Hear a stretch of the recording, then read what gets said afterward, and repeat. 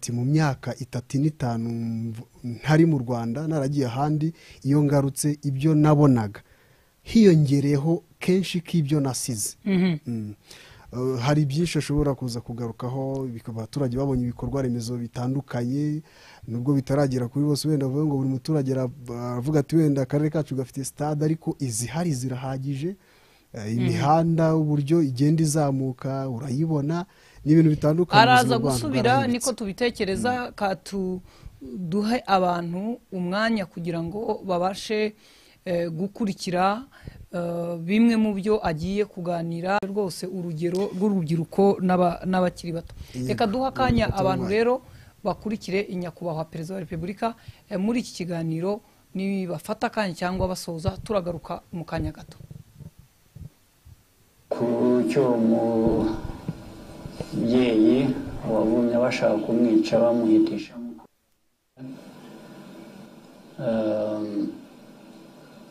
icyambere ni amateka yacu dusanga ya kera yanavuyemo no kwibohora, ibyo bikaba byarahindutse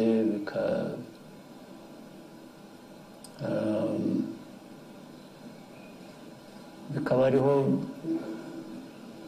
tuganisha imyumvire ya politiki, kuvuga ko tutabaho nk'uko twabayeho muri iyo myaka ya kera. So ari ni amahitamo rero ashingiye kuri ibyo ngibyo. Icya kabiri ni ukubaka ubuzima bwacu bujyanye noneho n'ayo mahitamo. Ntabwo wahitamo gusa ngo nurangiza wicare utegereze gusa icyo Imana izagushyira mu biganza ngo wakire. Icyo ushaka ko Imana igushyira mu biganza ngo wakire, ibyo biganza yabiguhaye n'ubundi ngo ubikoreshe, waha amaboko ngo uyakoreshe wigire ushobore kuba umuntu muzima nk'uko yabigennye. Ibyo rero nibyo ubundi bikwiriye kuduha umurongo tugenderaho, nibyo bikwiye kuduha icyerekezo tuganamo. Hari ayo mateka mabi yahindutse, ariko noneho yahindutse ngo habe iki, abantu babeho neza, bashobore gutera imbere, igihugu gitera imbere, abanyarwanda babe bishimiye icyo bari cyo naho bagana, kandi ari bo babanje kubyigenera. Ibindi byose, inkunga abantu batera gufatanya natwe, bikaza byongera kuri ibyo ngibyo. Umuntu afashe urwo rugero, haba muri iyi myaka 30 hari aho noneho nk'igihugu nk'u Rwanda cyahuye no guhitishwamo mu buryo bisaba ko gihitamo ibinyuranye, ibibusanye n'ibyo abantu bashaka ko kinyuramo. Guhitamo abanyarwanda bahisemo kera niho havuye biranavugaga byo kwibohora, ariko nyuma yabyo kubaka muri iyo nzira yo kwibohora ishingiyeho kuri ibyo, niho abantu bahura n'ibibazo ko hari benshi, cyane cyane biturutse hanze ndetse byubakira ku nabiturutse mu gihugu. Icyo mvuga ni ukuvuga ngo urebye ari amateka y'u Rwanda mabi tuzi yo muri 1994, ntabwo ari abanyarwanda gusa, abanyarwanda ahubwo bashyizwe muri iyo nzira yo kwireba ko batandukanye ndetse yo kwangana bishingiye aho, igihugu gihera aho ngaho kiradindira. Mu kwibohora rero icyo bivuze ni ukuvuga ngo aho twatangira iyo nzira turimo yo kwibohora, yo gukomeza gutera imbere mu gihugu, hari abo bitanezeza bakwifuza ko tuguma tudindiye dukennye ari byo biduherana. Icyo gihe rero muri kwa kwibohora harimo ikitwibutsa ngo erega n'ubundi nitwe dukwiriye kwimenya, abandi baza bagira ibyo batubwira ko ari byo dukwiriye, ibyo bazajya babyibwira babibwira ababo cyangwa abahandi ko twebwe tubyumva. Abo bandi ntabwo ari Imana yaturemye. baracyabivuga barabivuga n'ejo hazaza barabivuze, usibye hashize. Uko icyo mvuga ni uko n'ejo uzabisanga, nibucya turabisanga. Isi niko iteye, tugomba kumenya isi turimo uko iteye tukayifata uko imeze, ariko ntitwemere ibitugiraho ingaruka zitari nziza. yakoze nyakubahwa Perezida wa Repubulika. Umunyarwanda wa 2024 amaze kumenya agashidikanya ku Rwanda rukwiye ibyiza kuko birahari kandi aranabibona. Ingero twavuga nka stade Amahoro, amashanyarazi n'amazi hirya no hino mu gihugu mu baturage, imihanda ya kaburimbo n'indi itari kaburimbo ariko itunganije, mituweli de sante n'ibindi. Ibi rero byatumye nyakubahwa Perezida wa Repubulika uwo munyarwanda mwitegura kujya gusaba amajwi, umuntu yavuga ko yihagazeho kuko arasaba byinshi kandi yamaze kubona ko bishoboka. Umuntu ntabwo yaba yibeshye nyakubahwa Perezida wa Repubulika avuze ko umuntu muhanganye muri uru rugendo twinjiramo rw'amatora ari mwebwe ubwanyu mu gushaka kugera ku birushijeho, ariko kandi n'imbogamizi igihugu gihura nazo zarahindutse uhereye no kuba hari abumva twarageze iyo tujya mukunda no kubigarukaho. Ni iki kuri mwe mwabwira uyu munyarwanda umaze kumenyera ko ibyiza byose abyemerewe kandi bishoboka? Ese yitege iki muri iyi myaka iri imbere kirenze ibyo mumaze kumugezaho? Icyo nabwira umunyarwanda cya mbere ni ukugira ngo tuvanemo ibidukomeza muri amateka y'igihe kitari kirekire gishize, bihereye ku byo tumaze kugeraho tumaze gukora. Icyiza cyabyo ni uko byerekana ibishoboka kandi ko bishoboka. Iyo umaze kubona igishoboka rero kandi bigaragaza ko bituruka mu banyarwanda, icyakubuza gukora ibirenze byiza ngo ugere kure imbere heza yaba ari iki? Ni ibintu byoroshye. Ni nko kwigisha umuntu umwereka urugero, wereka abantu urugero rw'ibishoboka kandi ndetse bagizemo uruhare wenda batanazi cyangwa batumvaga, ukabereka uko babigizemo uruhare, uko aribo batumye bishoboka gutyo. Niyo haba haraturutse inyongera ziturutse mu mfashanyo, mu gutera inkunga guturuka hanze, ntibivanaho cya kindi wahereyeho cy'uko ari wowe biheraho. Rero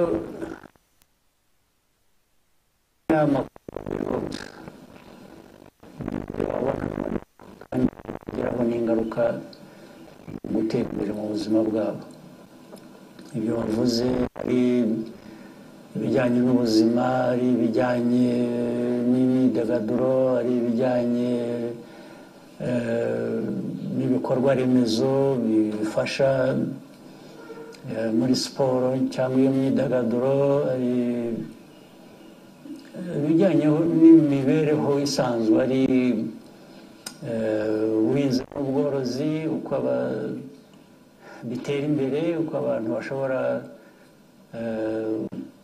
guhinga, korora, bakigaburira ndetse bagahahira amasoko yo hanze bakavanamo n'amafaranga. Ibyo n'ubundi niko bikwiriye kugenda.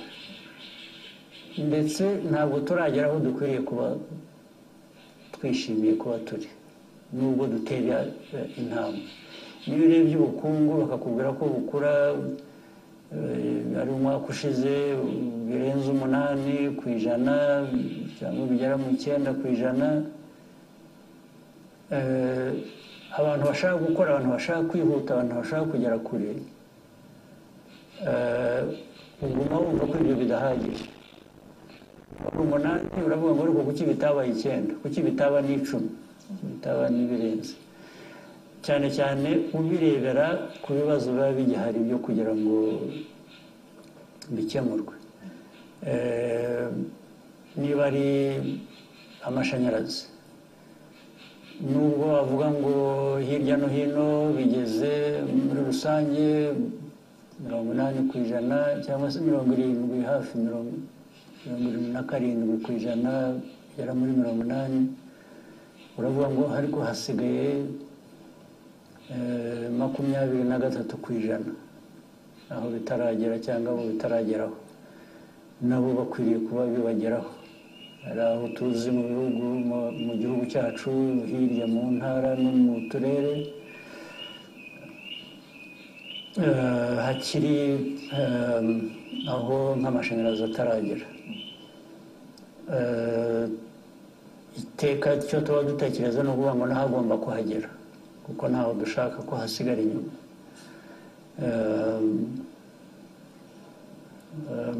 Bityo rero nicyo navuga ngo kwiyamamaza, kongera gutorerwa kuba umuyobozi w'igihugu ubirimo uwo ari we wese, twebwe dufite amahirwe yo kuvuga ngo hari ibyaturanze tumaze gukora mu myaka ishize tuyoboye abantu, n'abandi bafite ibyabaranze cyangwa ibyo bifuza ko byabaranga bumva ndetse banarushaho. Niyo mpamvu baboneka bagashaka nabo kujya mu mwanya wo kuyobora igihugu. Ibyo ni uburenganzira bwabo, ariko uburenganzira bundi ni ku baturage guhitamo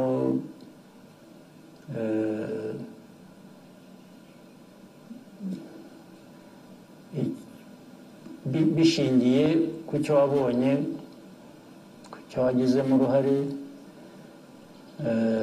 Ngira ngo uribuka hari umuturage ubanza ari mu matora y'ubushize cyangwa hagati mbere gato, watanze urugero, wavuze ngo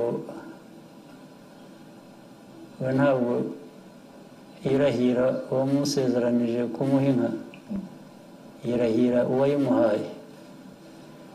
ubwo ni ukuvuga ngo n'uwamusezeranije ko azayimuha cyangwa umusezeranye ko azayimuha nawe aragira neza, ubwo nibigera ko azayimuha ubwo azamwirahira, ariko ntibibagirwe uwayiguhaye. naho turi rero, ubwo n'uwayiguhaye azakongera indi n'ubundi cyangwa aguhe n'ibindi birenze ibyo. ririya jambo ry'uko umuntu atekereza ko the main challenge of you is yourself. Yes, nibyo ubu ni ukuvuga ngo nanjye ni mu bitekerezo byanjye no mu mikorere, ni ukuvuga ngo icyo ntakoze cyashobokaga mu gihe gishize ngomba kugikora, nkongeraho n'ibindi bijyanye n'igihe bigezeho. Nicyo bivuze, kuko ntabwo bijyanye rero no kuvuga gutera imbere kurushaho kuri buri wese, ariko noneho no kuri buri wese n'uzabatora. Ni ukuvuga ngo ariko uruhare twagize muri ibi twarushaho kugira uruhare kugira ngo noneho ibintu birusheho no kwihuta. Nanjye ubwanjye icyo mba nibaza cyangwa icyo numva mvana mu bikenewe cyangwa mu byifuzo no mu bitekerezo by'abantu, ni ukuvuga ngo ese nanjye niyo naba nshimwe ngo nakoze ibintu byiza ntibyashoboka ko nakora n'ibirenze. Nicyo mvana muri ibyo ngibyo kuvuga ngo mu ipiganwa ry'ubuyobozi ndi ku nshuro ebyiri, kuko wenda ibyo hari ababaririza urutizo uko byaba bibarwa kose, ibishima ko twagezeho birumvikana, ni nabyo abantu bashobora guheraho bahitamo. Ariko kuri jye igihe bakora ibyo byo guhitamo, wenda icyo nashoboye gutanga mu gihe cyashize cyangwa cyangaragayeho. Thank you, Excellency. Rwanda has been subject of criticism that equates the number of years you have been president to a lack of democracy. Across the world, we are witnessing a crisis in governance in many places considered democratic. How do you think democracy should be measured? And what do you tell people who disagree with that definition? Right. Well, first, I always prefer to concentrate on my responsibility and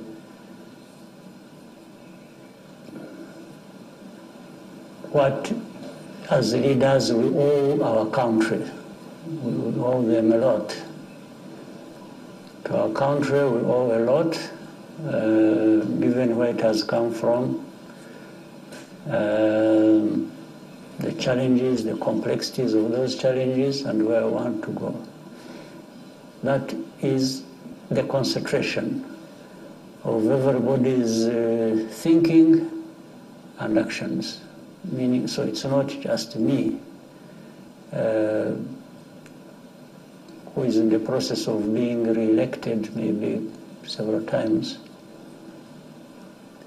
It's also the responsibility and the challenge of every Rwandan who is capable of contributing something to the well-being of this country. That's first and foremost, that's where we are. The second part is now Rwanda is not an island. We are part of this region, the sub-region, the continent, the global community, no question about it. Every part of this world has its own history, geography,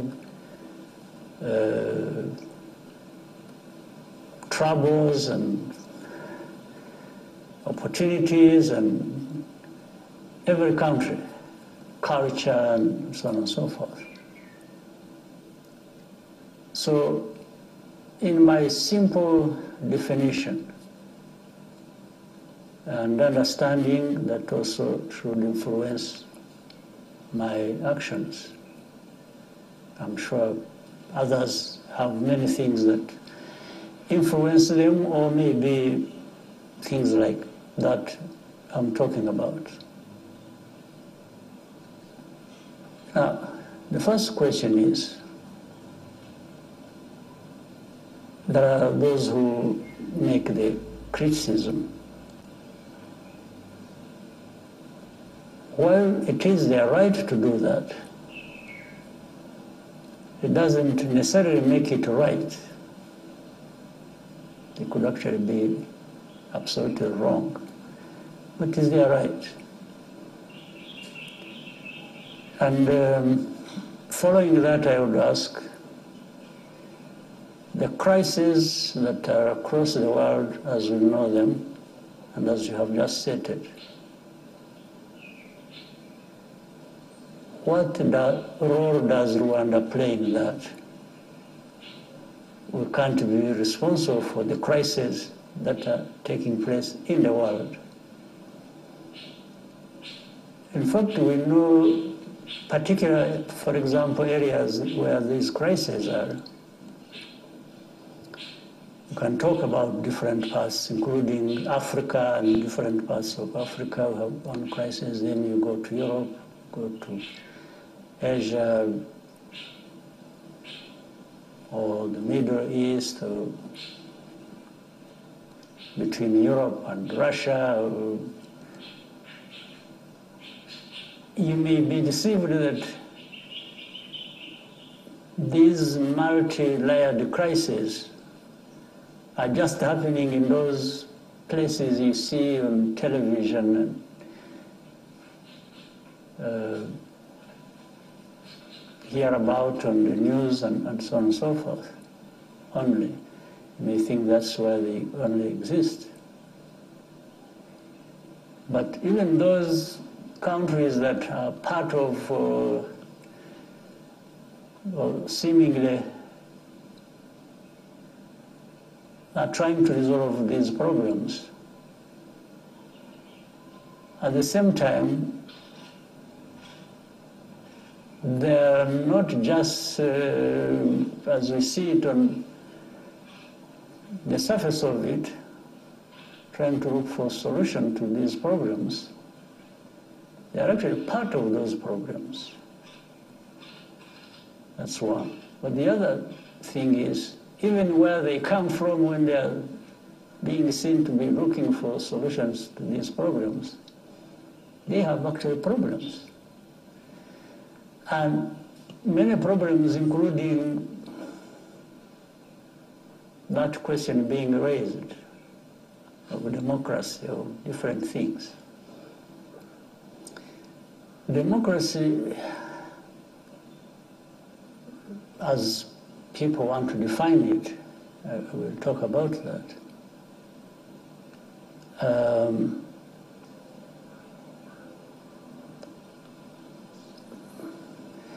It's given a definition these days, and as part of that program, the way that suits people. You attack somebody else for lack of democracy as you think. When you have your own problems relating to democracy yourself. But the difference is these people give themselves the right to question other people or other countries, and for them retain the right, even if they recognize the problems they have, to be the ones to address those problems. So what I reject is to, and with this background, where you are part of the problem and you have your own problems and everything else related to that, to be the one to come to me and instruct me how I must deal with my problems. My problems, actually, as we know it, that you're also part of, or that some of them originate from you. So that's how we have come to learn ourselves to look at what we are responsible for and deal with that the best way we can in our interest, in the interest of our people, to be able to make progress and so on and so forth. Listen to critics, but not put really much weight on that unless they're talking about something real they can support with facts. That I see is also a problem. I may see that, absolutely. And then we will deal with that. But I will deal with that because I have recognized, I have seen it is a problem and it is affecting me. I will not do it because they are demanding me to do it. That's the difference. So critics, and it's a cliche. People say too much of nothing and they make it sound like there is a value in it. But we receive it as the world we live in. That's what the dictates are. And so we deal with the critics and live our lives and do what we are supposed to do. And I don't think there is any...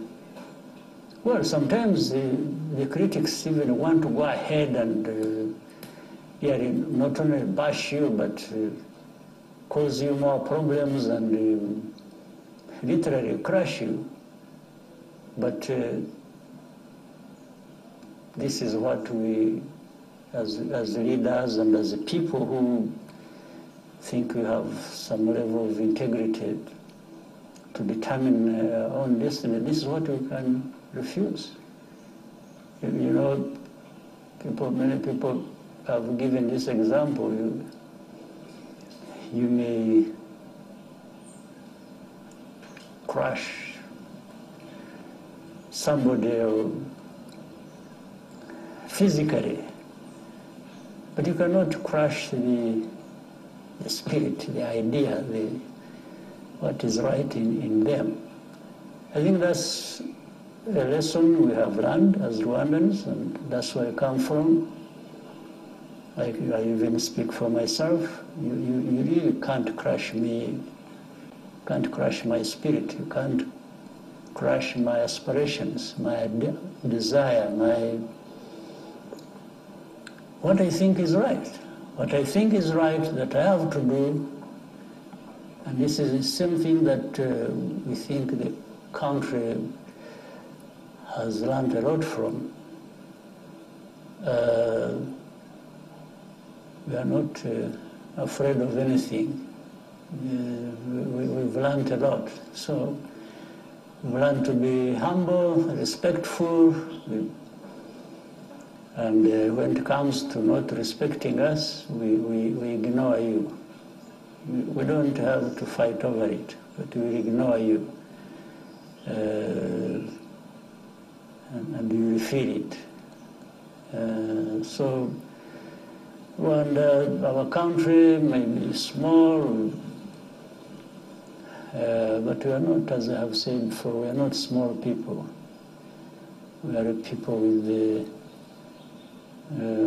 dignity, with self-respect, who have decided that you can't really crush us.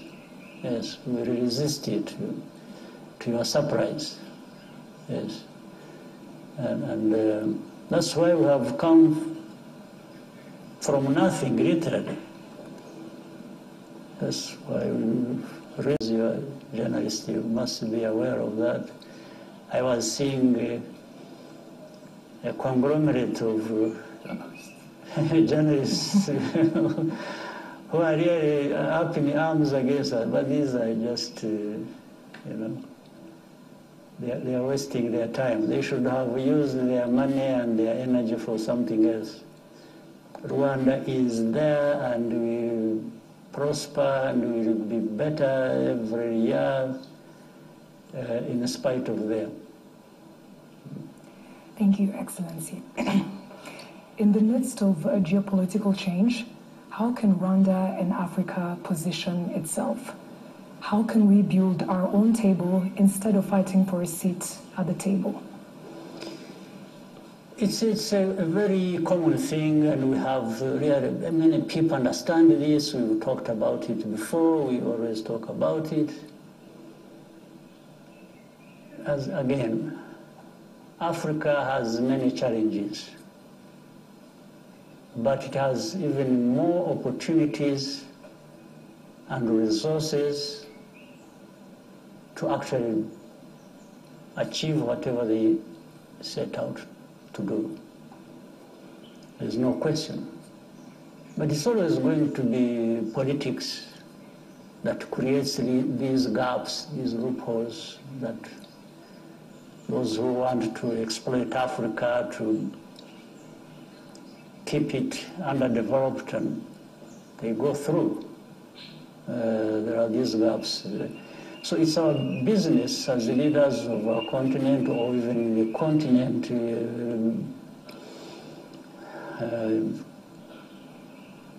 continent's people, the young, the old, to have this politics that says no.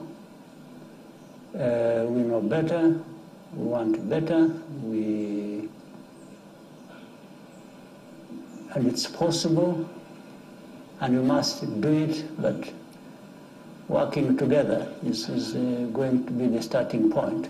If one country wants to develop in its own, it doesn't matter. There is no big country in Africa yet, especially if we take Africa and compare it with other continents. Until we are together, then that makes us great. Every country of the continent becomes significant and big enough to do something consequential. But if we keep divided like we have been, and not only divided but conflicting and all kinds of stuff, then we are just keeping ourselves where those who don't want Africa to develop want us. You are really literally the one keeping yourself there where people want you, those who don't want you to develop. It's not them doing that. There's nothing that stops African countries, including Rwanda, to do the right thing for ourselves and resist things that tend to diminish us and keep us underdeveloped. There's nothing that is there that we can't deal with. Yes, what do you think needs to be done to ensure less divisionism between African countries? It's politics. It's politics. It's politics that one in every country that does the right politics for its strength, for its development, and so on and so forth. Even more important, politics that brings together the countries to work together. So there is nothing else. It's not anything that is nearly completely abstract. It's doable, but it's done by people. Why somebody would know the right thing to do and doesn't do it is something I can't explain. It is beyond my control. Yes, I can't. But I know many people know the right thing to do, but many don't show up to do it. So how can I have no explanation for that. I can only theoretically express it openly and to everybody, and practically try to do it myself. But I can't decide what everybody does. It's up to them. It is them to decide how to play their politics. Thank you very much, Your Excellency. With your permission, we can take a short... Absolutely. Thank you. No problem.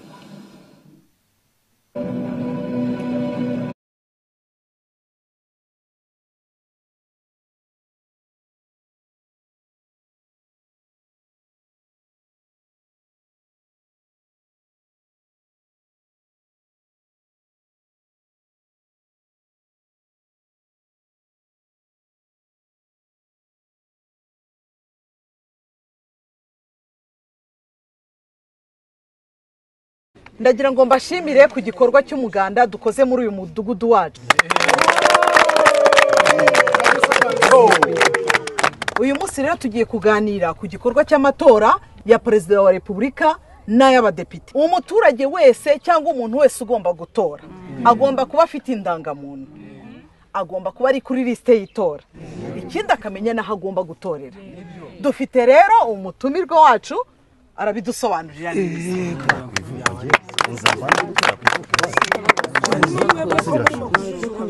Ngiye mfite ikibazo. Yego. Ubu ngiye nzasubira kwivuko ngiye gutorerayo kuba nakosoye n'amaliste y'itora ntahari. Muyobozi. Yego. Ko rwo mbere ngiye gutora ubwo bizagenda gute?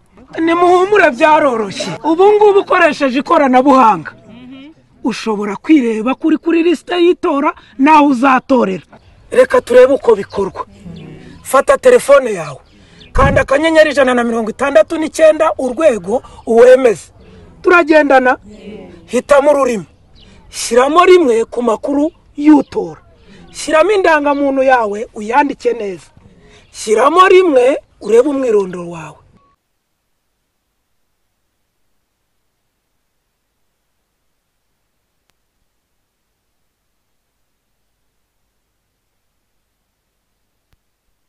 Umukuru w'igihugu avuga byagezweho byakozwe bikwiye gushimangirwa nuko buri mwenegihugu agira uruhare mu gutora abayobozi baba inteko nshingamategeko yaba perezida wa repubulika.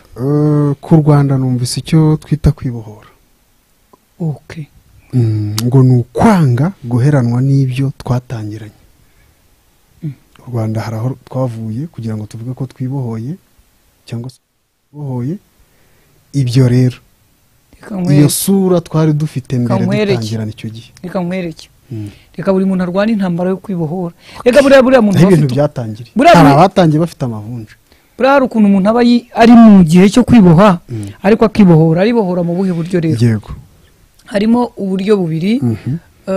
Ngira ngo umukuru w'igihugu aravuga ku bijyanye no kwibohora. Umunyamakuru Barore yabaye nkaho amubaza ku kijyanye no kwiyamamaza, aravuga ati ntabwo ngira ngo si ibintu bikwiye gukorwa cyane, ariko ibyo umuntu yakoze n'ibikorwa bizavuga. Yavuga ati kwiyamamaza twebwe dufite amahirwe yo kuvuga ngo hari ibyatora. Buretse rero nkwereke, si wakakubeshya. Urabona iyo uhamagaye umuntu, kanguye n'urugero n'abanyamakuru, ngize ndahamagaye Bataro, ntimwiriwe nyakubahwa minisita, nitwa Mutesi Scovia, ndi umunyamakuru wa mu Rwagaso. Yewe ego Scovia, yego. None se kandi wacu urashaka iki? Ninagira ngo nkubaze cyakiraro muzagitaha ryaraterushye barasiga irange nzakumenyesha. Okay. Cyangwa se ndakakuba, ariko icyo ndashaka kuvuga niki? Namwe ngo ndi Scovia Mutesi ahitavuga. None reka rero Teo wahamagare. Ariya witwa nde Teo? Tuyisenge Teo. Undi yitwa nde Tuyisenge? Aro. Nitwa Tuyisenge Teo. Umunyamakuru wa mu Rwagasabo. Mu Rwagasabo ni yihe? Nkurana na Scovia. Aha. Hari ubundi hano Perezida Kagame icyo yabwiraga umunyamakuru wari umubajije ku kijyanye no kwiyamamaza ati dufite amahirwe ko hari ibyo twatangira. Ubu rero dore ukuntu umuturage azajya azavuga batnungwe se muzadutore mugire mutyo, abaturage bajya babaza uriya se ninde? Uriya ninde? Urumva umuntu utangiye babaza ngo uriya ninde? Burama Imana hari ahantu azanyura. Uyise wa mugabo waciye hano ubushize we. Bati harya yitwaga nde? Bati Imana ya turamwibutse. Turamwibutse. Agenda afite akana tubwira ibizabera i Yerusalemu. Agaruka. Mu by'ukuri icyo Perezida Kagame avuga cyo ku kijyanye no kwiyamamaza cyo buriya umunyabigwi. Reka dusobanure ijambo ryitwa ku umusitari. Kimenya bose. Cyangwa se cyitegerezo. Oya, kimenya bose. Ni kimenya bose, icyitegerezo cyo kihora. Ushobora kuba umusitari mu mabandi, ushobora kuba umusitari mu byihebe. None ku umusitari ni kimenya bose, ubu ni ryo jambo ryiza ry'ikinyarwanda. Ariko ntabwo kuba umusitari ari uko ibyo ukora ari byiza gusa. Dufite abasitari bakora ibintu bibi. Ubusa nta bantu bamenye bafunzwe. Hari abasitari kubera urugendo bagiyemo bajya gufungwa. Bakabutsa.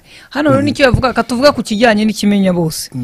Iyo umuntu ari ikimenya bose, usanga niyo bateguye intebe zo kwicara bamushakira intebe ahantu. Kandi mu by'ukuri ugasanga nk'umuntu utazwi afite n'amafaranga afite n'icyo yamarira bitabiriye iyo nama.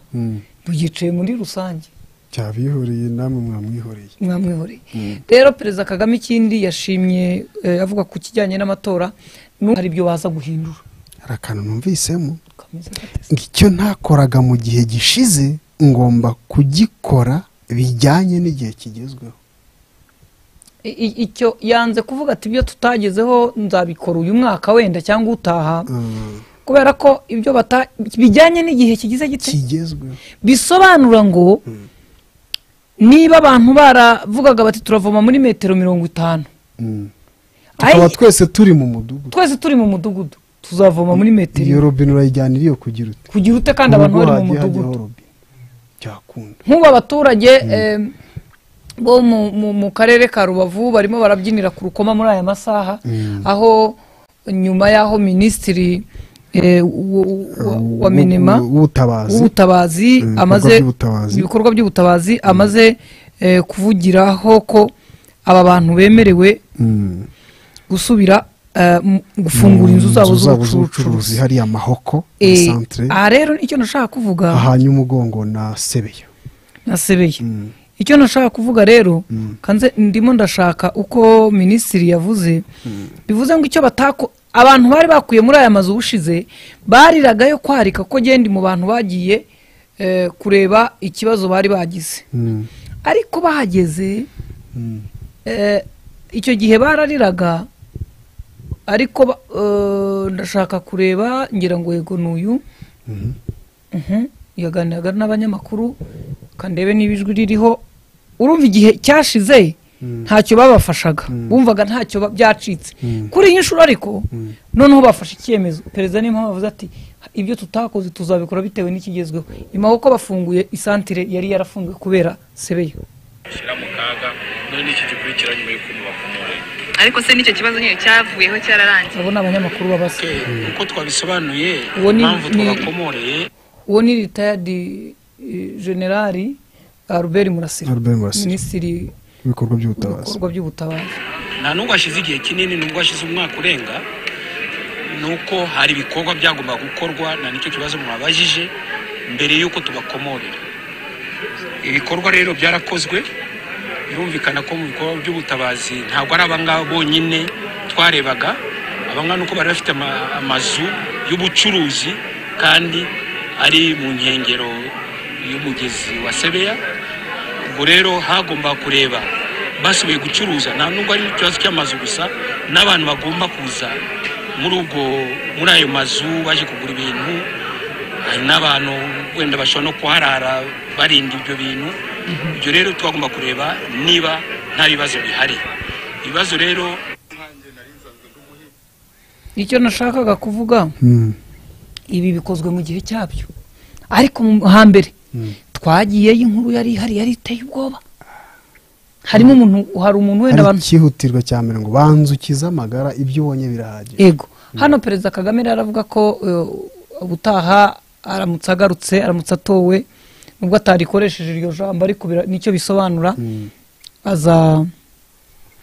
hari ibyakorwa bimwe muvuga muti hano twe ntibiratugeraho abavuga ko badafite amazi abavuga ko badafite umuriro abagituye mu manegeka abavuga ati sinagiye ku rutonde rwo gutura mu mudugudu mwiza ya midugudu y'icyitegererezo ngira ngo nejo bundi ku itariki 4 z'ukwezi kwa 7 buri mwaka hatawa umudugudu w'icyitegererezo wo gutuzamo abaturage ubwo rero ntuba ari umwe buri karere kagira uwako ntabwo ari buri karere ariko usanga hari umwe ku rwego rw'igihugu ariko bikaba hari ubwo bishobora kuba aharenze hamwe cyangwa se hari izindi nzu zubatswe wenda zitari mu buryo buri nk'uwo mudugudu ariko hakaba ubwo abaturage babatuza mu mudugudu mwiza aricyo bavuga ngo gutura hari indirimbo twajyaga turirimba haryungukira kera dore ibyiza byo gutura mu mudugudu amavuriro hafi n'abajyanama n'ibindi biki byose bikwegeye uyu mwana w'umukobwa hari ibyo yabazaga ku bijyanye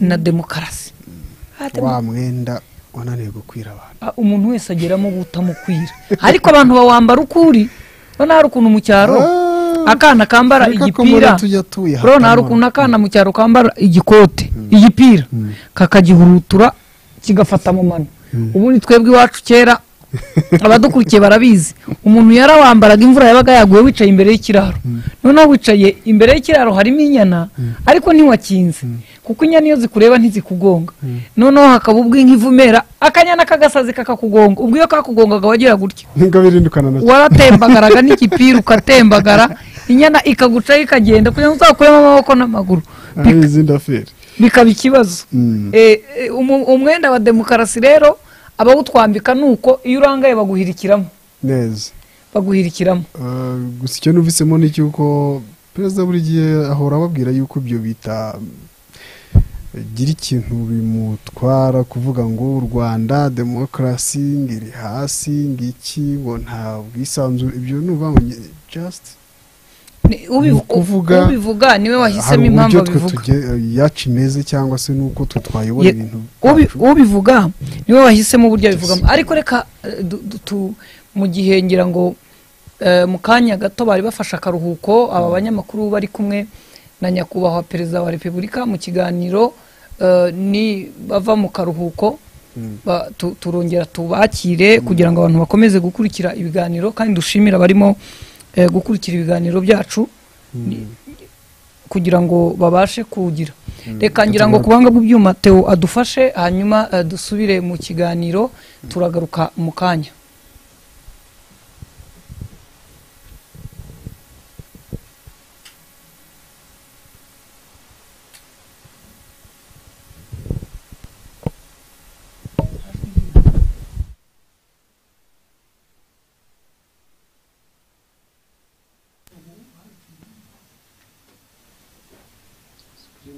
What we've been taught that democracy is, including those who raise questions here and there, that they still agree on certain. Democracy is about freedom of choice,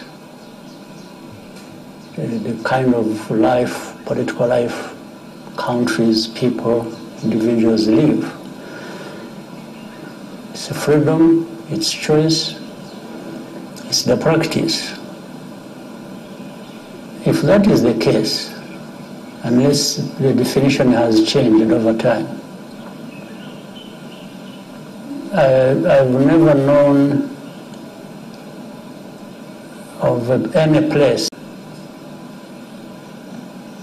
democracy has succeeded by introducing those ideals from the outside, where the principles, the ideas have been dictated from the outside. I don't know of any country, in fact, even if we leave Africa alone, that has been more or less categorized and condemned to lacking to lack of democracy. I don't think there is any place where you can have it from the outside. I don't know of any place. The other important thing about those freedoms and choices and practices and so on is the context of every country, the political context, whether historical, cultural, and so on and so forth. You will see different practices and lines of thinking that are going to be different from one place to another. So if that be the case, I have tried to understand and ask myself, what is it that is practiced in this country, in Rwanda, that is different or that is the opposite of that description I have given? I don't see it. Because Rwandans are the ones to make those choices, to do all kinds of things they want to do. They have the freedom to do it. But you find in most cases, the complaints are from the outside. Even for the people they want to promote inside, they are still the ones who raise the complaints about somebody. And that somebody more or less becomes their choice, not the choice of the Rwandans. And if it is the process also to qualify to whatever one has a choice to be involved in. Of course, like anywhere else, you will find that to qualify to be something, there are criteria that are followed. So it is easy for somebody from outside to question the criteria. But questioning them based on what? I think there is even double standards. There is even, it's really arrogance. It's just, for example,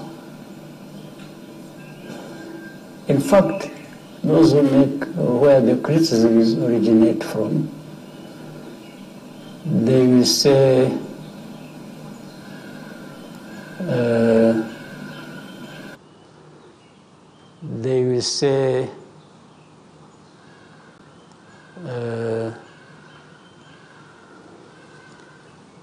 let me talk about their own place where they come from, in their countries. You know very well, you read it like already, we follow things.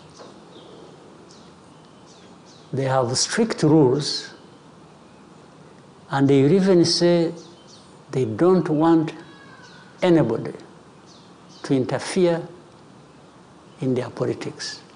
When it comes to elections, if you say anything about their politics from the outside or try to, they will kill you for it. There's no question about it. But they find it easy to get involved in other people's politics. So what sense does it make? You have seen, I'm sure, they even... social media. Everything, even social media, they, as long as they say, oh, you know, this one is influenced by Russia or by China or by... So they close it. So, but if interfering in other people's affairs is wrong, what gives you the right to go and get involved in other people's affairs? What is the basis? Then you'll find the degree of success for some leaders in some places, or their chances to go through the elections, will depend on how much money they have raised.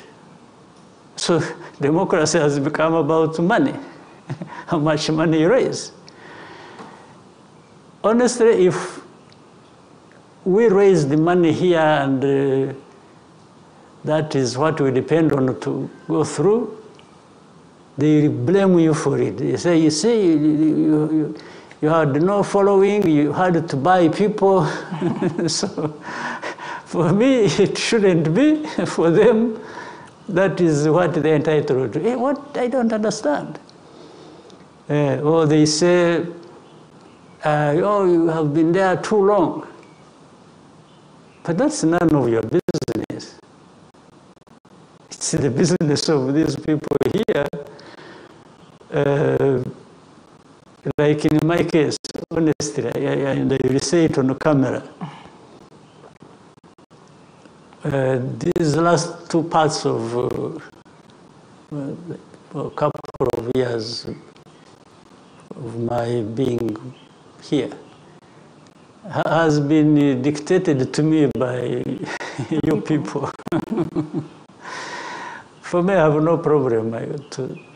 No, it was a request, not a dictatorship one. Well, in a sense, when the request becomes compelling and it's like you have no other choice, it becomes a dictate. That's why I was saying that. But I understand the context of it. I understand people, why they make certain choices, and that's what lowers my sense of urgency to do other things. Otherwise, it looks like I'm abandoning. And if anything goes wrong, if we went back to the history we left behind, then they say, you see, this is a man who, who caused it by refusing. In fact, like in 94, I actually refused to be president. I think we have had that conversation before. Yeah. You ask, or you have asked, if anybody tells you a different story, then you can know I was not telling the truth. But I refused to be president and said, I can play other roles and somebody else will. When things went wrong... they say it's political calculation. Right, but still, when things went wrong and the president we had selected was removed, there are many people who came to me and blamed me and say, you caused the problem. Because we told you, you refused, now you see what you... So anyway, that's a long story. I may not go into too much of that, but I thought it was important to conclude on this issue of democracy by saying what I've just said. But these are things, this is life, the politics, democracy, all kinds of things. And there's nobody who is not going to be there. Actually, those who blame me or blame Rwanda are blamed also in their own countries or in other. You are seeing the expressions as they change in many places. I was following the recent European Parliament elections. Maybe you did. The changes that are happening and the people being thrown out of office, and they go kicking and screaming and crying. I mean, it is an expression of these people. They sat over and so it came to their turn.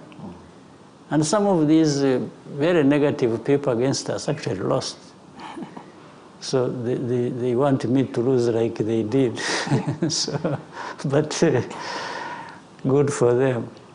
Yes, Your Excellency, do you think that mentality those from outside have of focusing on the number of years spent in power instead of focusing on what is being done in those years? You see, I also think, I don't think it is even correct. Let me add something else. I've seen in some places. And why they make it just even for, why don't they make it for other office holders at different level? Why don't they make it for, because you find in some big countries, you find a speaker of a parliament who is very powerful, can last 30 years plus.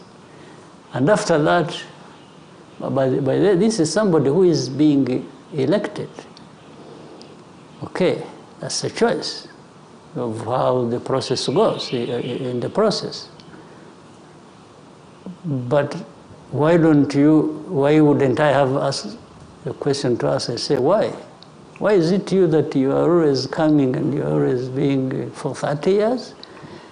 I could even say, oh no, but they are younger people, they are more capable people who are there. Why don't you allow them, why don't you step back? You know, the answer will be, they will say, oh yeah, but I'm being elected. Yeah.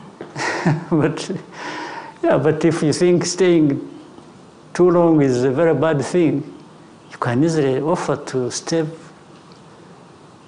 away from that and allow somebody else to.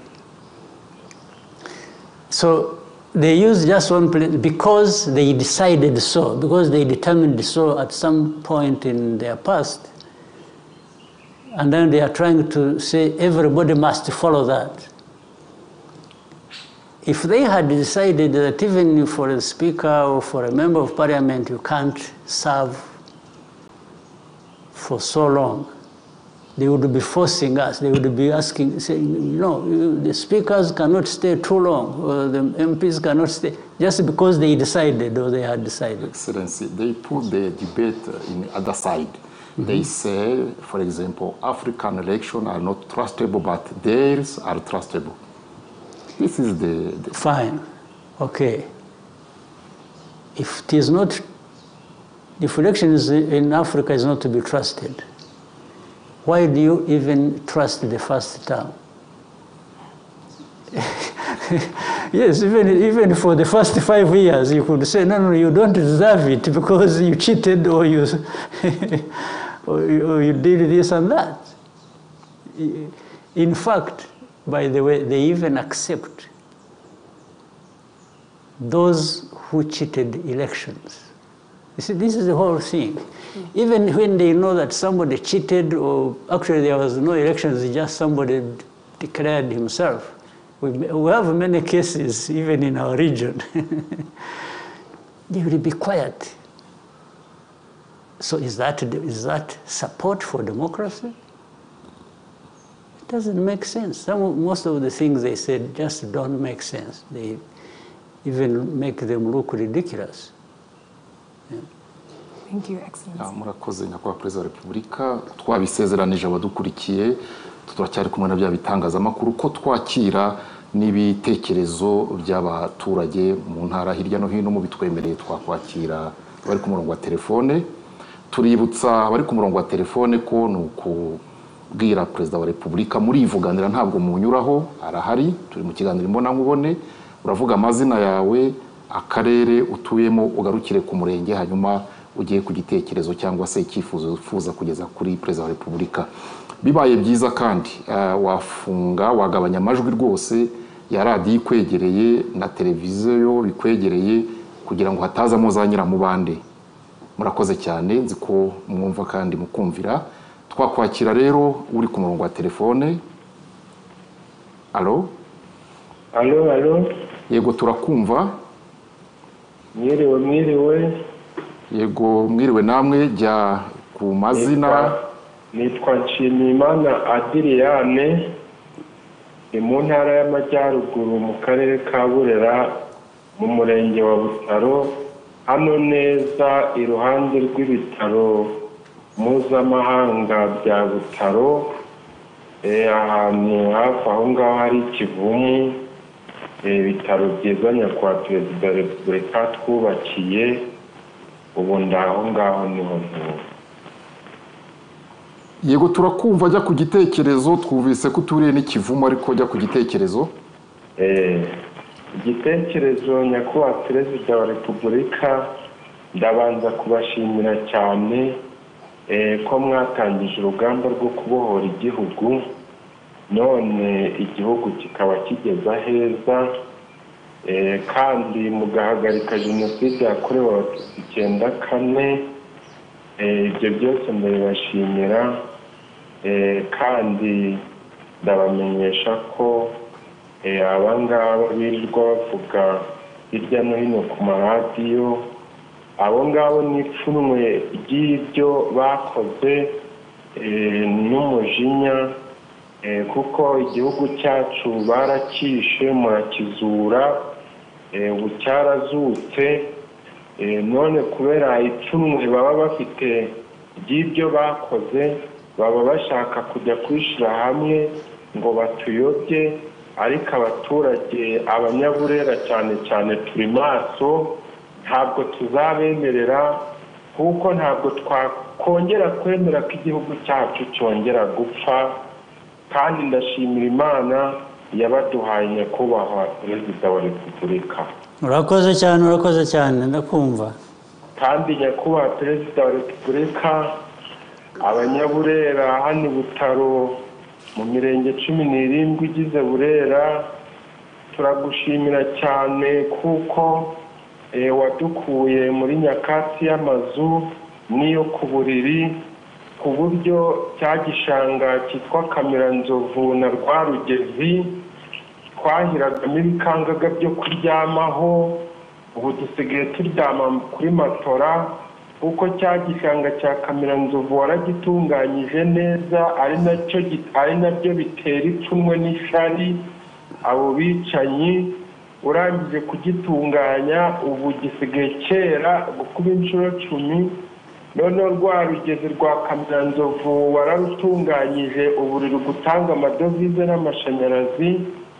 Nyakubahwa Perezida, i Burera turagushima cyane kuko watwubakiye kaminuza mpuzamahanga mu gihe mbere ku ngoma y'igitugu ibyiza byose wasangaga biri kwibanda ahantu hamwe, n'ibindi bizaza ya ruguru. Turagushimira Nyakubahwa Perezida wa Repubulika kuko twari tumerewe nabi, i Burera wadukijije amavunja mu isoko igihe waturage turi neza. Ibyo byose byararangiye kubera wowe Nyakubahwa Perezida wa Repubulika. Urakoze cyane. Urakoze ndagushimiye. Bityo rero Nyakubahwa Perezida wa Repubulika. Adrian, turagira ngo ugane ku musozo, turagira ngo usoze igitekerezo cyawe twakire n'abandi. Igitekerezo cyanjye ni uko ubu ngubu twiteguye neza kandi duhagaze bwuma, nta muntu uzadusubiza inyuma mu byo twagezeho. Ibyo twagezeho wabitugejejeho turamuzi, tumufatiye iry'iburyo, nta muntu wamuduteranyaho, dufitanye amateka n'igihango kandi Imana yamuduhaye iragahoraho. Urakoze. Hirya y'Imana ntabwo turi bujyeyo, nta kindi kiriyo. Adrian, turagurushimiye Nyakubahwa Perezida wa Repubulika. Nyakubahwa Perezida wa Repubulika. Adrian, turagira ngo twakire n'abandi. Abanyaburera tega amatwi icyo umukuru w'igihugu akubwira. Adrian, biri gukorwa imeze neza. Nyakubahwa Perezida wa Repubulika, turagira ngo mugire icyo mubwira abanyaburera hanyuma twakire n'undi. Icyo nababwira ni iki se ko yabivuze? Adrian yabivuze byose. Ibyo tugerageza gukora biteza abaturage imbere tuzakomeza, n'ibyo namubwiraga ko ibindi biracyari imbere birushijeho. Murakoze cyane. Reka twakire undi ku murongo wa telefone, tumwibutsa ko atarenza umunota umwe n'igice kugira ngo twakire n'abandi. Alo?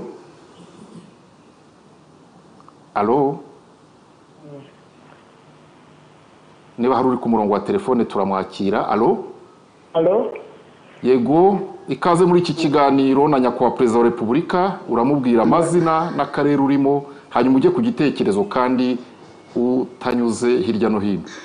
Murakoze cyane. Nitwa Harineza Fideli, ndi mu karere ka Nyaruguru. Yego, turakumva. Turakumva, ajya ku gitekerezo. Nkaba ndi umuyobozi wa koperative y'abahinzi b'icyayi Shira Kivu, yagize uruhare mu gushimira Nyakubahwa Perezida wa Repubulika. Ndamushimiye cyane bihebuje mu izina ry'abo banyamuryango bagera mu 2600 n'abandi mpagarariye, yuko yagize kudushyira hamwe tugahinga icyayi cyaduteje imbere, akatwubakira uruganda. Ubu ngubu rwose twiteje imbere. Icyayi cyagize umuturage wa Nyaruguru umuntu akaba ku ifaranga kandi ku buryo bworoshye. Icyo ngicyo turakimushimiye cyane. Turamushimira umuhanda wa kaburimbo wavuye i Huye ukagera ku Munini. Turashima kandi uburyo kwivuza byoroheye hafi abaturage ba Nyaruguru bitewe n'imishinga itandukanye umukuru w'igihugu yagiye ashyira mu karere kacu ka Nyaruguru. Turashimira ibitaro bya Munini tubakiwe na Nyakubahwa Perezida wa Repubulika. Turamushimira ibintu byinshi. Nyakubahwa Barore, akarere ka Nyaruguru igice ntereremo ni icyanishije, ni akarere akarere kishwe n'inzara abaturage b'abacukira i Burundi abandi bahiga inyamaswa ziri muri parike ya Nyungwe ariko ibyo byose nyakubahwa perezida wa repubulika byabaye amateka aho kugira ngo ahubwo abaturage basuhukire i Burundi abarundi basuhukire iwacu aho kugira ngo tujye guca inshuro i Burundi ahubwo abarundi tubacisha inshuro turabibashimiye nyakubahwa perezida wa repubulika turabashimira gahunda nyinshi mutekerereza abanyarwanda kandi zikatugeraho ejo ubwisungane mu kwivuza imihanda amashanyarazi ubu rwose nyakubahwa Fidel igana ku musozo w'igitekerezo cyawe yari Nyarimate Fidel urakoze nawe twakumvise wakoze kuri Nyungwe ariko niho umwaka watangirijwe mureba uburyo amatara urwererane amazi gahunda nyinshi Fidel arakoze cyane Fidel twakwakira undi Fidel arashima icyayi nyakubahwa perezida wa repubulika anavuga ko ntibasuhuka basuhukirwaho yego twakwakira undi ku murongo wa telefone murakoze niba hari undi ku murongo wa telefone twamwakira nyakubahwa perezida wa repubulika iyo mwumva ko abanyarwanda basuhukira naho bavuye kandi uzi ko nyine barasuhukaga ukuvuga ngo basuhukirwaho ntibagisuhuka bivuze ko bafite ibyo bakeneye ndetse bagasagurira n'amasoko nk'ibyo nahoze mvuga kare ni ibintu byiza aho ubona gukora ibindi birenze tukihuta ndagira ngo niba nta wundi uri ku murongo wa telefone twaza kuzakira mu kandi kanya gakurikiyeho twakomeza n'ikindi kibazo Your Excellency, insecurity in Eastern DRC has been a reality for the last 30 years. With billions spent, countless countries and peace processes established, but there seems to be no solution. Mr. President, does this go beyond scapegoating Rwanda? Are you actually the target? Well, let me put it again in context and where we need to start from. What is the cause of the crisis in Eastern Congo? Definitely, it can't be Rwanda, it can't be Paul Kagame. We are not the cause of that conflict at all. And I think people know, they know the origin, they know the story, they know it's not Rwanda that created that crisis. Although it means the way we are associated, Rwanda only became part of the crisis, was dragged into the crisis by a number of factors. One of them, if you remember, is as old as now 30 years, where the government, the genocidal government, the forces, and a lot of people went into Eastern Congo when we stopped the genocide here. And from that time, the crisis happened and started changing faces depending on what is going on. You remember we returned millions of people who had fled into Eastern Congo. They are all back here, they are settled, and except there remained a few who had a direct hand in the genocide and didn't want to come back for the obvious reasons, but many came back. In fact, they are processed through the justice system, many were forgiven, even more never were processed in such a way that to do with justice, but went back to their homes straight. And that was resolved the matter. But these few who stayed behind, armed, or getting arms from the government or the whatever authorities in Congo, are the ones who, combined with the local problems in Eastern Congo, and fed off each other. The FDLR, something that kept changing names over the years, but the people are clear. And then the local groups that had their own issues combined. In fact, for example, one thing they combined on was, and worked together was based on the ethnic ideology that was underlying genocide. They worked together with the groups to kill, to displace, to relocate the Congolese Tutsis, because they are there in Eastern Congo, as they may be in South Eastern Congo North or Eastern Congo South. So that's what led to and became part of the problem in 2012 when this group was born, the M23, and that is still has a link with what is happening today in Eastern Congo. When you see the hate speech, when you see the public execution and displacement of people and others being turned into refugees, you are aware we have over 100,000 now of refugees from Eastern Congo, whose only crime was being Tutsis, but at the same time Congolese. But the Tutsi side is what caused them problems. How these people went to Congo, or happened to be in Congo as the citizens of Congo, is not an issue anybody can ask me to answer for, or hold Rwanda responsible for. The history is completely different. Some of the things, of course, if not most of them, happened even before some of us were here. I'm a very old man now, but those things happened before I was born. Yeah. So how can, so really that is the question now. And the issue of the UN peacekeepers or other efforts that were carried out to allegedly address the problems in Eastern Congo, the solution was never found, not even anywhere near to a solution. Yes, but so many groups were brought in from outside. This is why I'm saying outsiders don't really address many problems. They've spent many years, decades, so to speak. They spent so much money, but we have the problem even getting worse.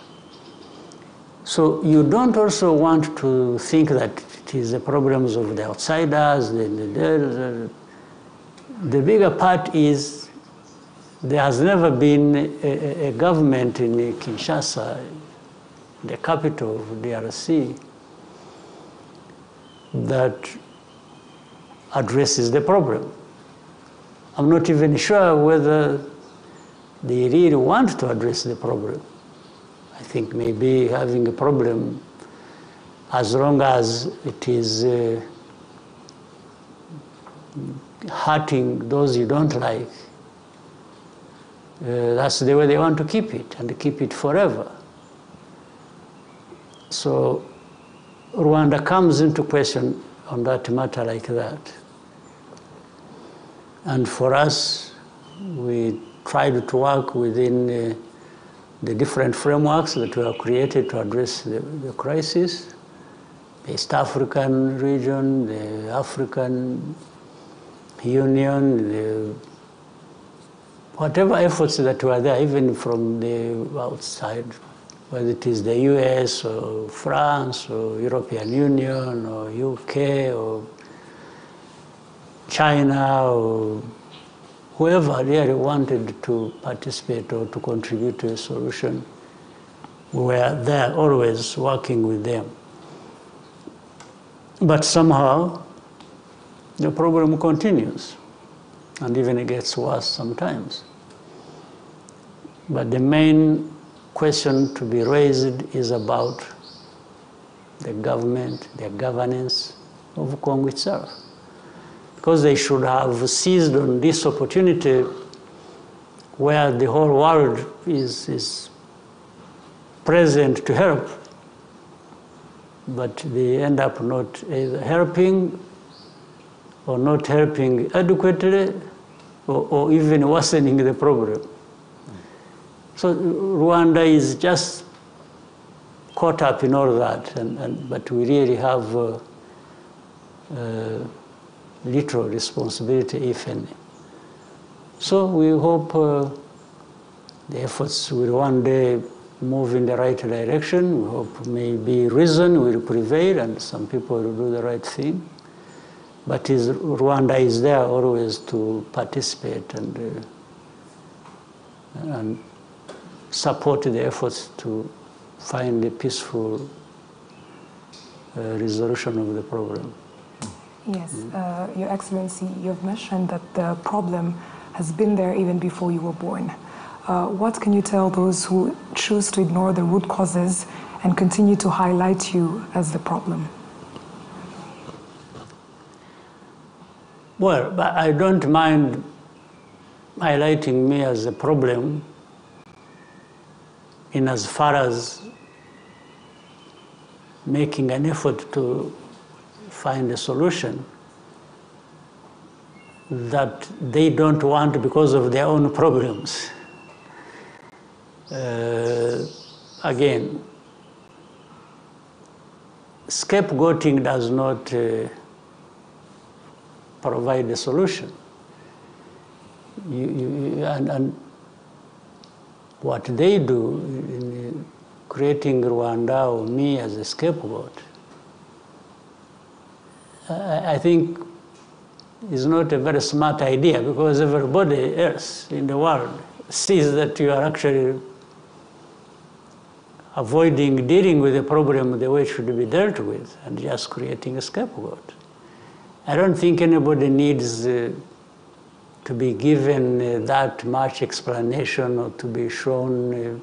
There is nothing that is complicated about seeing how those who create scapegoats are doing it for their own reasons, their own benefit, their own politics. But very clearly, 100%, the matter lies in the hands of whoever is in charge of Congo. I don't know who. Maybe there's nobody in charge of that situation. Certainly, I'm not in charge of that situation. Akwa Perezida wa Repubulika twakwakira indi telefone urakoze niba hari uri ku murongo wa telefone. Alo alo alo yego mwiriwe mwiriwe neza yego uratubwira amazina yawe n'akarere urimo hanyuma utange igitekerezo cyawe kuri nyakubahwa Perezida wa Repubulika. murakoze cyane nyakubahwa Perezida wa Repubulika. Nitwa Mukangango Louise, ntuye mu ntara y'Iburasirazuba. Harimo impinduka, tumeze neza, turishimye, dutuye heza, turarya neza kandi turi gutanga umusaruro. nyakubahwa Perezida wa Repubulika, bikagaragarira mu kuzamuka kw'imitsindire mu mashuri. nyakubahwa Perezida wa Repubulika, turabashimira ibyumba by'amashuri byinshi mwatwubakiye, bigatuma ingendo ndende abanyeshuri bakoraga zigabanuka, umubare w'abana bagana ishuri wariyongereye n'abarimu benshi babona akazi. nyakubahwa Perezida wa Repubulika, turabashimira ko mwahaye abanyeshuri ifunguro bafatira ku ishuri. ubu nta mwana usinzirizwa n'inzara mu gihe umwarimu ari kwigisha. nyakubahwa Perezida wa Repubulika, mu murenge harimo ibigo by'amashuri biri hagati ya 7 n'10, ariko ikigo kimwe cyonyine nicyo cyigisha imyuga. nyakubahwa perezida wa repubulika ufite icyifuzo dushingiye ku musaruro ufata amashuri y'imyuga ari gutanga aho abana bari kuyasohokamo bafite ubushobozi bwo kwihangira imirimo no kwikemura ibibazo byabo twabasabaga ko amashuri y'imyuga yiyongera akava ku ishuri rimwe muri buri murenge nibura akagera ku mashuri 2 muri buri murenge. Murakoze cyane nyakubahwa perezida wa repubulika. urakoze kandi ndagira ngo nkusezeranye ko ibyakozwe mbere byo gushyira amashuri y'umwuga muri buri murenge bizakomeza. Turashaka ko yagera ahantu hose kababa hafi. Ubu ngira ngo turi kuri icyo cyifuzo dusa n'abageze tugeze ngira nk'uko wavuze muri buri murenge tugeze nko kuri 90%. ubwo ariko ntabwo dushaka kugira ngo n'iryo 10 risigare rwose tuzabyihutisha ndabigusezeranije kandi wakoze kuzana icyo kibazo icyo gitekerezo. Murakoze cyane. Murakoze nyakubahwa perezida wa repubulika. Kimwe mu byafashije u Rwanda gukemura ibibazo byarwo muri imyaka 30 no kwishakamo ibisubizo hashingiwe ku muco wacu homegrown solutions. Muri urwo rwego kandi gahunda zirimo gacaca, ubudehe, umuganda, girinka, guha urubuga abagore mu nzego zifata ibyemezo, politiki yo kwigira n'izindi byatumye uyu munsi hari n'abandi banyafurika ndetse n'abakuri babifataho urugero rw'ibishoboka. Ni gute nyakubahwa perezida wa repubulika ubu buryo bwakomeza kubera u Rwanda na Afurika igisubizo no mu bibazo bishya by'isi ya none? Radio Rwanda tugira ikiganiro twita isi ya none birimo mihindagurikire y'ikirere, ibibazo by'abimukira n'iby'imico runaka iterwa no kwisi yabaye nk'umudugudu. Reka mpere ku cyoroshye nko kuganira gusa. Mwebwe mushinzwe amakuru n'iki uvuze umuco uvuga ibyo twara cyangwa bishingiye ku muco. Reka nanone nsigaye mbivuga kenshi n'ubu ndabisubiramo. Barore mushake ukuntu umuco w'ururimi rwacu udacika ukaba ikintu kiri aho cy'imvange uvuga icyongereza avuga icyongereza, uvuga igifaransa avuga igifaransa, nubwo babivuga nabi nabyo ariko byo ntabwo ariko noneho ikinyarwanda ngira ngo muzashyiriraho porogaramu. Buriya kera nkiri umwana w'impunzi mba mu kampu igihe ko nize ikinyarwanda kenshi usibye ababyeyi batubwiraga ikinyarwanda ni nacyo bari bazi, ariko n'abandi bose tubana ikinyarwanda dutangira na za primaire twiga ikinyarwanda. Ariko cyatumye menya ikinyarwanda nubwo kitari cyinshi cyane ariko kirumvikana. Hari porogaramu najyaga nkurikira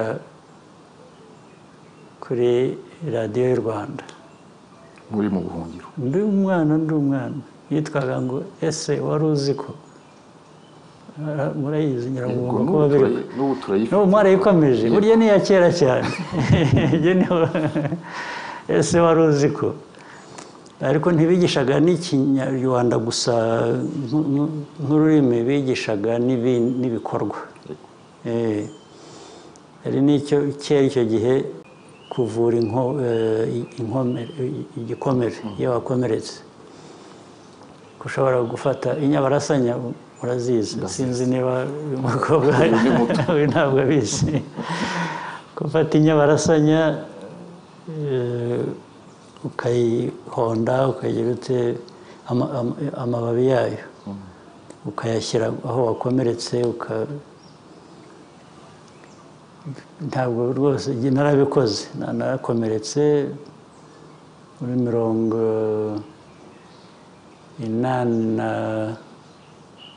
1983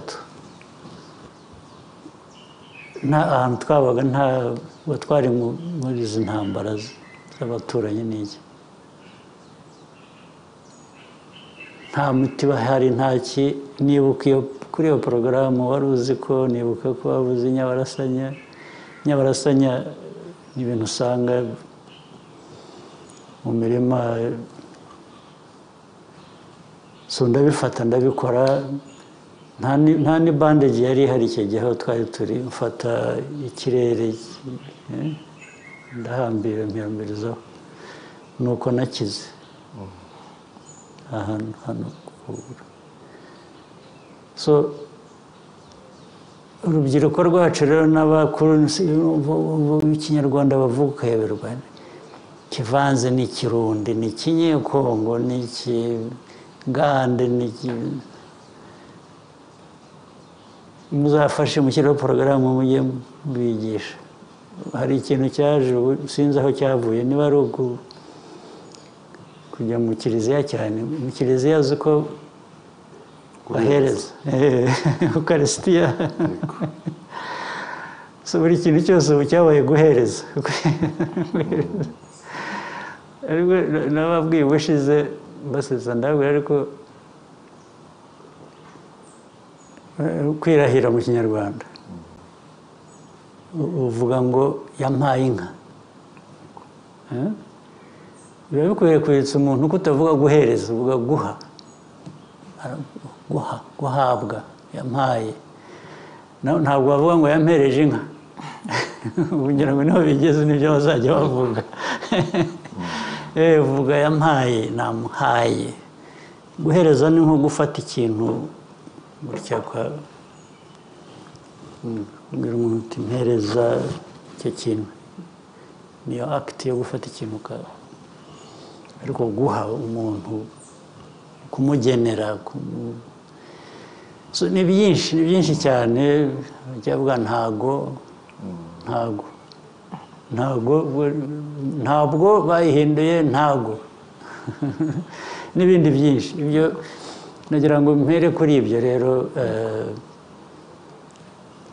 ariko ni ngombwa mudufashe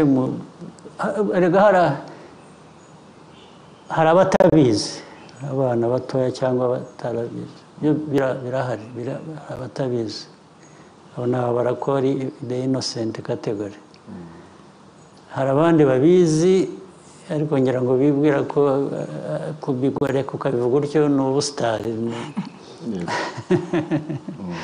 so ariko twebwe icyo dukora dukwiye kwigisha abantu bariya batabizi kuko ku buryo bufite ishingiro bakaba bakwiga bizabatwara umwanya bizabatwara iki abashaka kubigoreka babizi icyo ntacyo twabakorera ni ukubyihorera ariko hari ikintu bavuga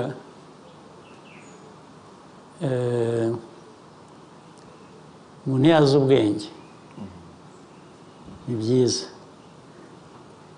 ushobora kubugoreka reka mbivuge mu cyongereza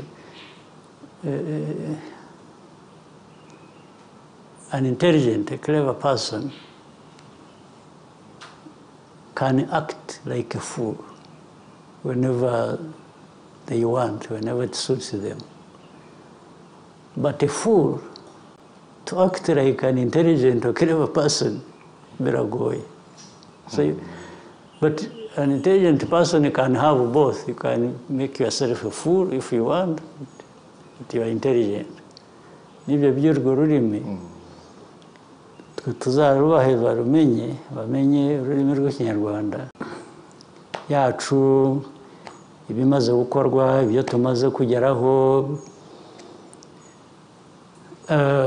ndagaruka ku kwibohora buriya kwibohora byabaye umuco byabaye ni ideological ni ibintu bijyanye na politike intekerezo ya politike byabaye rero ndetse iyo tubona tuva ku busa tukaba dufite aho tugeze ntituragera kure cyane aho twifuza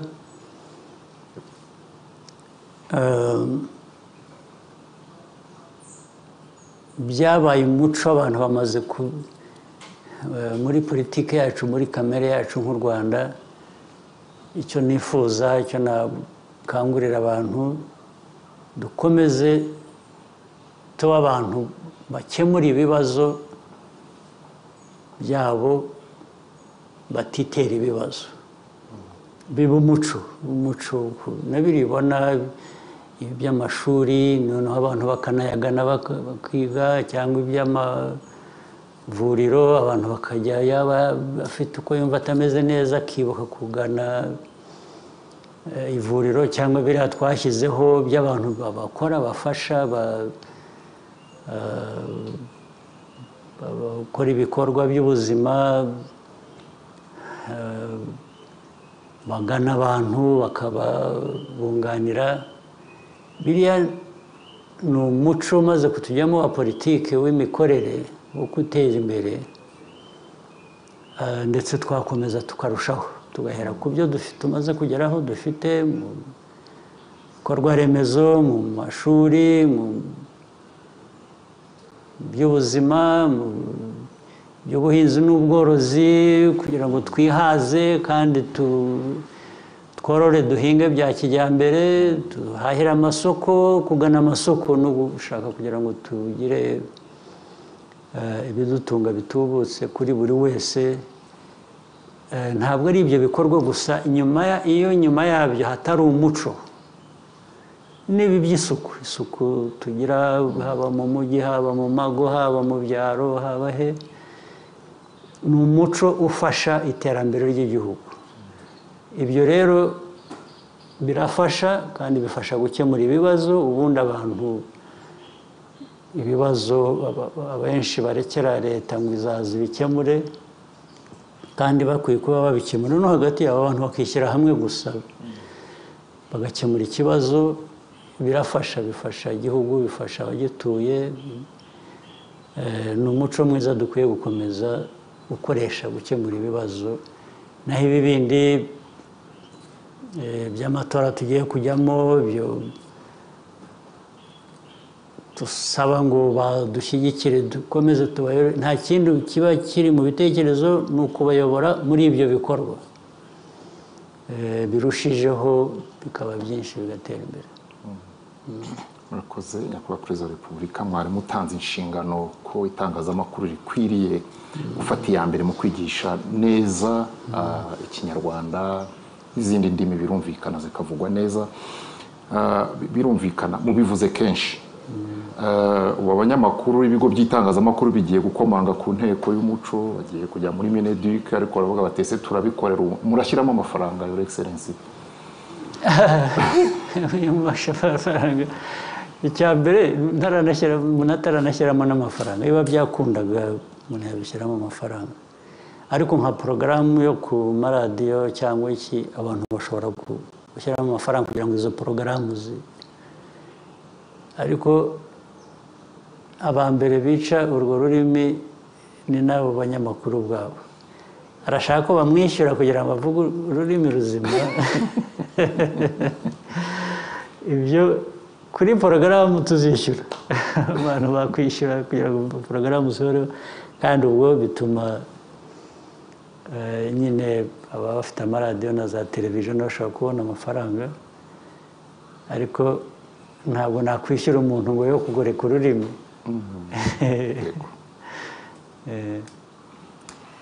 Your Excellency, as we near the end of this discussion, on a lighter note, this year is exciting for us as Rwandans for various reasons, but for me specifically, even more so. I'm a first-time voter, and we are part of a generation that inherited a different country than the one you liberated. You have mentioned before that you were an accidental president. When the situation called for it, you stepped up. My question to you, Mr. President, what do you think stepping up looks like for my generation? Stepping up is simple. I try to explain it in a simple form. You are going to be a first voter. You grew up, you went to primary school, secondary, maybe higher, tertiary education. all you learned, you have to be thinking of how do I put it into practice. But at the same time, you should also be saying, how do I put it into practice for my benefit, but the benefit of others, your family, your neighbors, your countrymen and women. It's a drive everybody should have in mind. What I'm good at, what I'm capable of, what I want to do, you're doing it for your own good, you're doing it for the good of others as well. And if others are thinking like that, it means also they should be thinking about you. And this really should be part of the education we get. I'm studying this or that, and I've become this, but to what end? But what is the purpose? The purpose is primarily for you as a person, as an individual. You want to thrive, you want to succeed in whatever you want to do or what your life want to be. But you should always be thinking of the other. But can I succeed where others are failing? So you want to succeed where others are succeeding, and their success contributes to your success, your success contributes to your success, and that's how the country grows. So that's really how I want, and this is what I'm always saying when the young people, you must be present, you must be doing something. And some people have a confusion, they talk about politics. It's like, no, me, I don't want politics. But where do you go that there is no politics? Which place is that? I wish I knew. You see, if you don't participate and contribute to the good politics, which will affect you and affect everybody else, the politics will find you wherever you are anyway and affect you. So you stand a better chance if you are affecting politics before it just affects you and it is one direction. So participate, be present, do. I mean, everybody, you know, people go to church, they pray. I keep talking about this. They're always praying, they're this, everybody says, no, Iman. Good. Actually, Imana yaguhaye all the tools. Yes, yaguhaye all the tools. So why don't you use the tools? Why does God give you the tools and you keep going to beg or thank or God every time? And except using the tools that God gave you to be productive for yourself, for your family, for your other colleagues and country, men and women. So this is, in a simple way, that's what I think we are talking about. Yes. And to have confidence in yourself. You say, you can do something. May not do, one may, people don't have the same capacity or level, but think about yourself first. Don't do things comparing yourself with another, no. Like, I think one thing you used earlier in our discussion, compare yourself with yourself. You're saying the best you would look like what? And then the way you are. So you're trying to walk this journey to who you are, to the best yourself. Right? That's the young people of this country of ours need to think like that, to grasp it. It will give you what you want. Yes, please. I was just going to add, there's a saying that goes around sometimes that people say that the youth are the leaders of tomorrow. However, you have continued to encourage us and let the youth know that the change needs to start now and today. Do you think the youth have taken up that call? Yes and no. Yes, because I think there are those who are really making the effort. Not only now, but the other day, when we talk about liberation, the people who really liberated this country were as young as you are now, or even slightly younger. So they answered the call. They showed up when it was needed.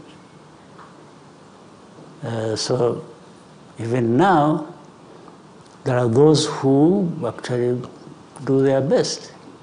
You can see it. But I wanted to say here, I was saying no because some people think it is automatic. That if you are young, then everything is okay. No. It's not automatic. You have to be young and have that drive to use your youth, your youthfulness, your whatever you're good at, to be productive, to be present, to give life a meaning for yourself or your country.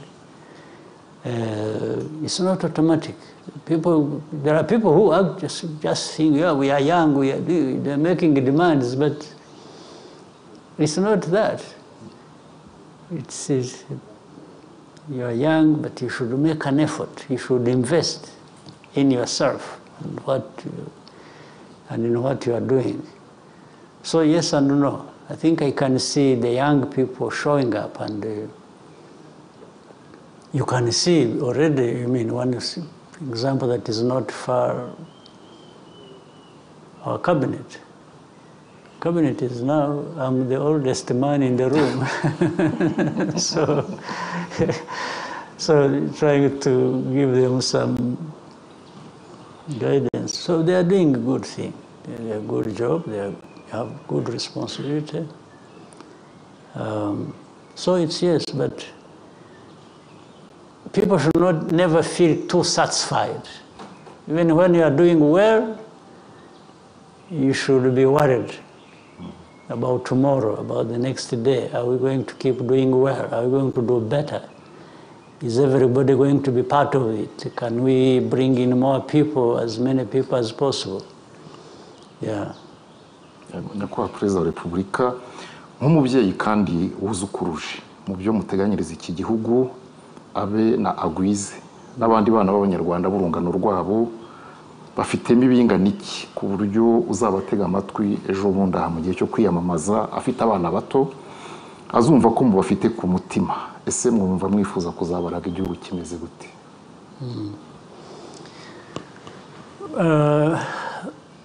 Mbere na mbere abafite abana bose, ari abafite abuzukuru, ari abafite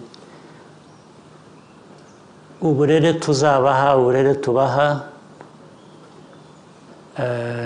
ni ingirakamaro, kuko nibo bazaba bakurikira batera ikirenge cyabo mu cyacu, uko ibihe bigenda bisimburana generation to generation. So guha abana nk'abo buzukuru, nk'abo uvuze amazina, nabona nzi ko nakibuka. Kwibagirwa abana b'umukuru w'igihugu. So abuzukuru be uko tubarera ubu, ndavuga ari ababyeyi babo, ari n'ababereye n'abo babereye abuzukuru, uko tubarera ubu bivuze ejo hazaza. Ejo hazaza rero bifuriza ni ukugira ngo bazagiremo cya mbere, bazagira uruhare muri ejo hazaza, nabyo twavugaga mu cyongereza, bituma bagira uruhare rubateza imbere, ruteza igihugu imbere. ariko ibyo bubakiraho n'ibyo twubaka ubu by'amatora tuzajyamo kugira ngo abantu babyumve neza ni ukwerekana ko iyo wubaka ubu uba ushaka ko ibyo wubatse biramba bizaramba ari uko abashyira ikirenge mu cyawe bagera ikirenge mu cyawe bafite aho bagana wubatse nibyo twubaka rero by'amatora ni ukuvuga ngo turubaka kugira ngo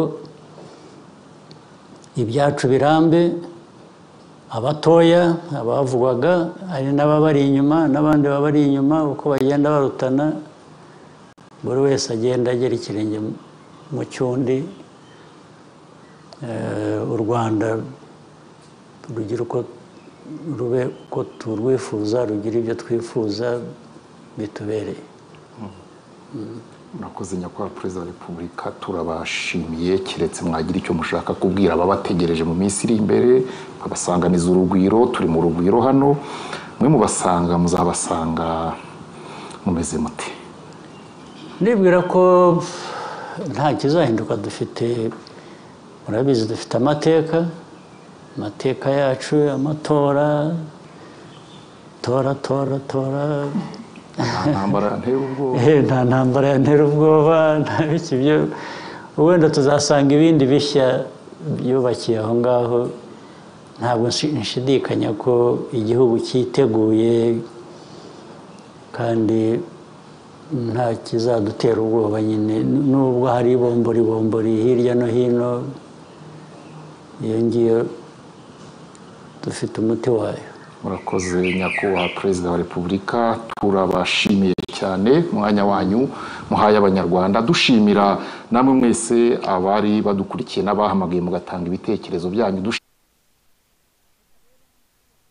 abanye natwe kuri muyoboro wacu nk'uko mugenzi wacu Deje warabiye ashoje ashimira ibitangazamakuru bitandukanye natwe twari muri bamwe mu bafatanyije n'igitangazamakuru cya leta kugira ngo tubagezeho ijambo ry'umukuru w'igihugu ariko mbere yuko tuvuga ku byo nyakubahwa perezida wa repubulika yavuze reka wenda tubanze dusomere abantu ubutumwa bugufi ibitekerezo bagiye batanga biraza kudufasha kugira ngo kari byinshi ariko ni byiza ko tubibasomera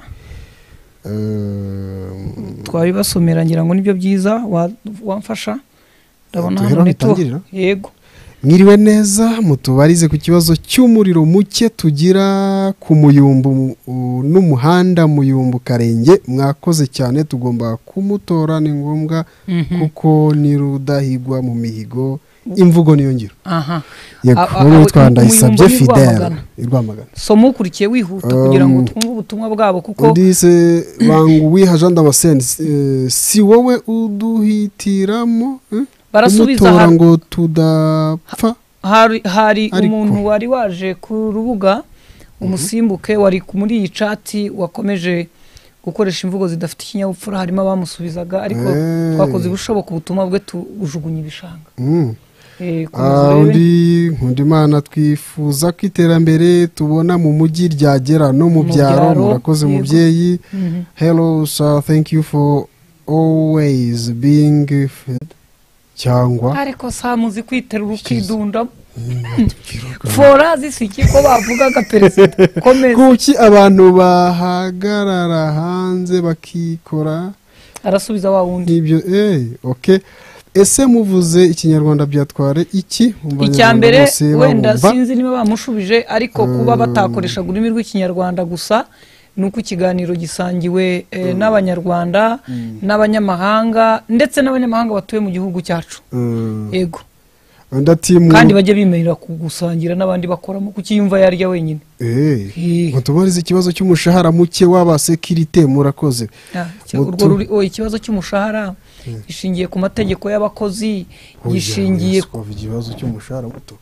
gishingiye ko nta fatizo rihari rifatika nyine dufite itegeko rifite imyaka nge nawe iryo tegeko ryagiyeho tutarabaho none nitwe tubibaza niryo muri za 80 cyangwa 70 nabo bamwe barisanze cyane ariko minisitiri wa minisiteri y'abakozi itegeko ryagiyeho hariho umushahara fatizo ari igiceri cy'ijana ayo ntabwo ari amafaranga wakoresha 2024 ariko nigeze nibuka mu nteko bavuga kuri iki kijyanye umushahara fatizo bavuga ukuntu umushinga wakojwe ngira ngo nibiki ngo bikagenda no mu kabati ka minisitiri Ngirente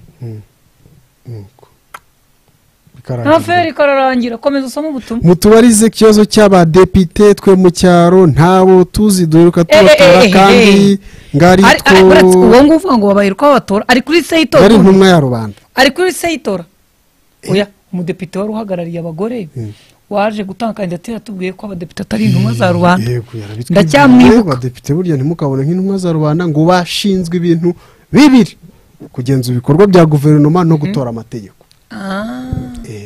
bashobora kuvugana ngo n'izo nzego z'ibyo muri kwibaza ariko ntabwo ari intumwa za rubanda akuye umudepite niwe oya ngo ni intumwa za rubanda yarakavuze turi intumwa za rubanda ariko yabanje kudusegura ariko tunagama akantu k'ibyo ashinzwe sitwe tuvuga ibibazo by'abaturage kagakara komeza usoma impamvu hari gukoreshwa English ni cya kibazo ariko n'ikinyarwanda cyagiye gikoreshwa ku bibazo bitandukanye hari abaturage bahamagaye harya munyibutse wa undi wahamagaye yitwa nde bahereye wa Diriyani shimiye Imana Diriyani umva Diriyani so mu butumwa nze mubwira ibya Diriyani ese mwavuze mu kinyarwanda nabwo ni ikinyarwanda mwiriwe ndabakunda mutubwire inteko ntacyo kimaze ubuza amategeko ishyiraho akurinda ibisambo akurinda iyo barekeraho itegeko ry'ubutaka ubu usora iki kuvuga ko inteko nta kimaze komeza aba bari kubasha kuba taranatoye nyakubahwa perezida wa repubulika nanjye mu ndemere ndangiza amashuri nyakubahwa ubwo niba utarisanze ku rutonde niba atarisanze ku rutonde rwa buruse amanota yamutaye ibigori ariko ashaka kuvuga ngo nuko warwambutse ntabwo abantu bose baziye kaminuza ngo babone kubaho neza n'igihugu nkeka ko kitubakwa gihere kuri iyo myumvire reka da ntabwo ari aho hano turaza kugera ku cyo perezida yavuze cyo mu rusengero bakristo bene data haleluya mutera gatebe tubabwira ibyo ku rusengero mbere mu ntara y'Iburasirazuba Kayonza imurundi mu mudugudu wa Kinyana njyewe wo ningengejeho ndengejeho ngo njyewe nasabiraga kurenganurwa kuko inaha hari akarengane gakabije ari umukecuru duturanye witwa banyanganyije ngo iragiye Anastasia banyanganyije ni umudugudu wa Kinyana muri Kayonza twasabiraga kurenganurwa uwo mukecuru ngo ararenganye Scovia oye Scovia ibitekerezo byacu ko mutabisoma hano Scovia turacyari bake dukore shares ahubwo mukore subscribe Madam Scovia mutubarize his excellence abantu bacikanywe no kujoininga soldiers ku rwego rw'aba officers reka nkubaze ufite imyaka ingahe sha nagiye ejo bundi umuntu akajya ngo bamenye amakuru atinze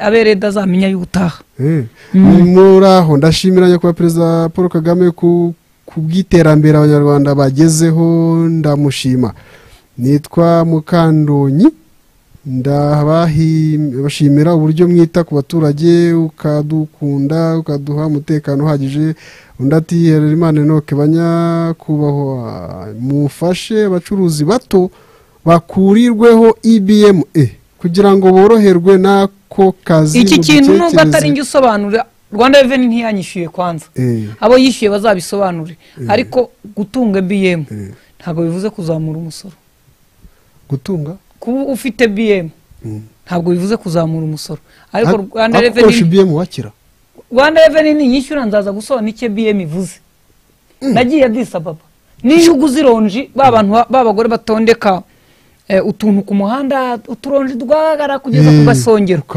aguhe BM ariko ibanga ririmo n'iry'abaturage batamenye hano se wabikoresha bigakunda nta kibazo BM iteje ikibazo ifite kiraho ariko Rwanda Revenue yanshyuye BM yumvise wumva yawe na y'igihugu na perezida yemeye kuzagira akantu atugenera nituramuka dushyizeho porogaramu hapana ibintu byo kuza byo kwicisha ururimi ngo bakunde bakwishyura ibintu byo kugira ngo bakunde banyishyure so hako genda mu bantu batagira abanyarwanda mwishimirize kuko mufite umugabo w'abagabo abereye gutorwa inkurayabure nyinshi cyane mu gihe akibishoboye. Mu Kirundi bavuga ngo wambaye ikirezi ntamenya ko cera. Icyo kintu ni ikirundi usoma?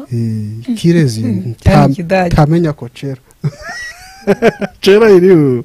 Turagukunda ni wowe wacu, ariko urubyiruko, ariko nagira ngo usabe urubyiruko rw'abahanzi bahanga ibirasoni biterasoni agire icyo bivugaho.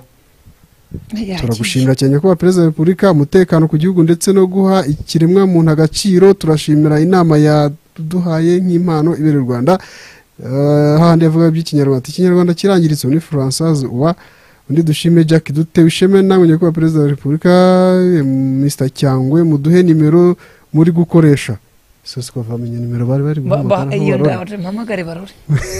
Ira nimero yari oya yarizwe na ntuza harya nindi n'abantu baziranye se Perezida wa koperative ya hariya. Oya Perezida wa koperative ya Nyarushima Imana se. Oya Adrien ntabwo ari nshaka undi watangiye nindi Tewo munyibutse watangiye igitekerezo. Watangiye atanga igitekerezo yitwaga nde?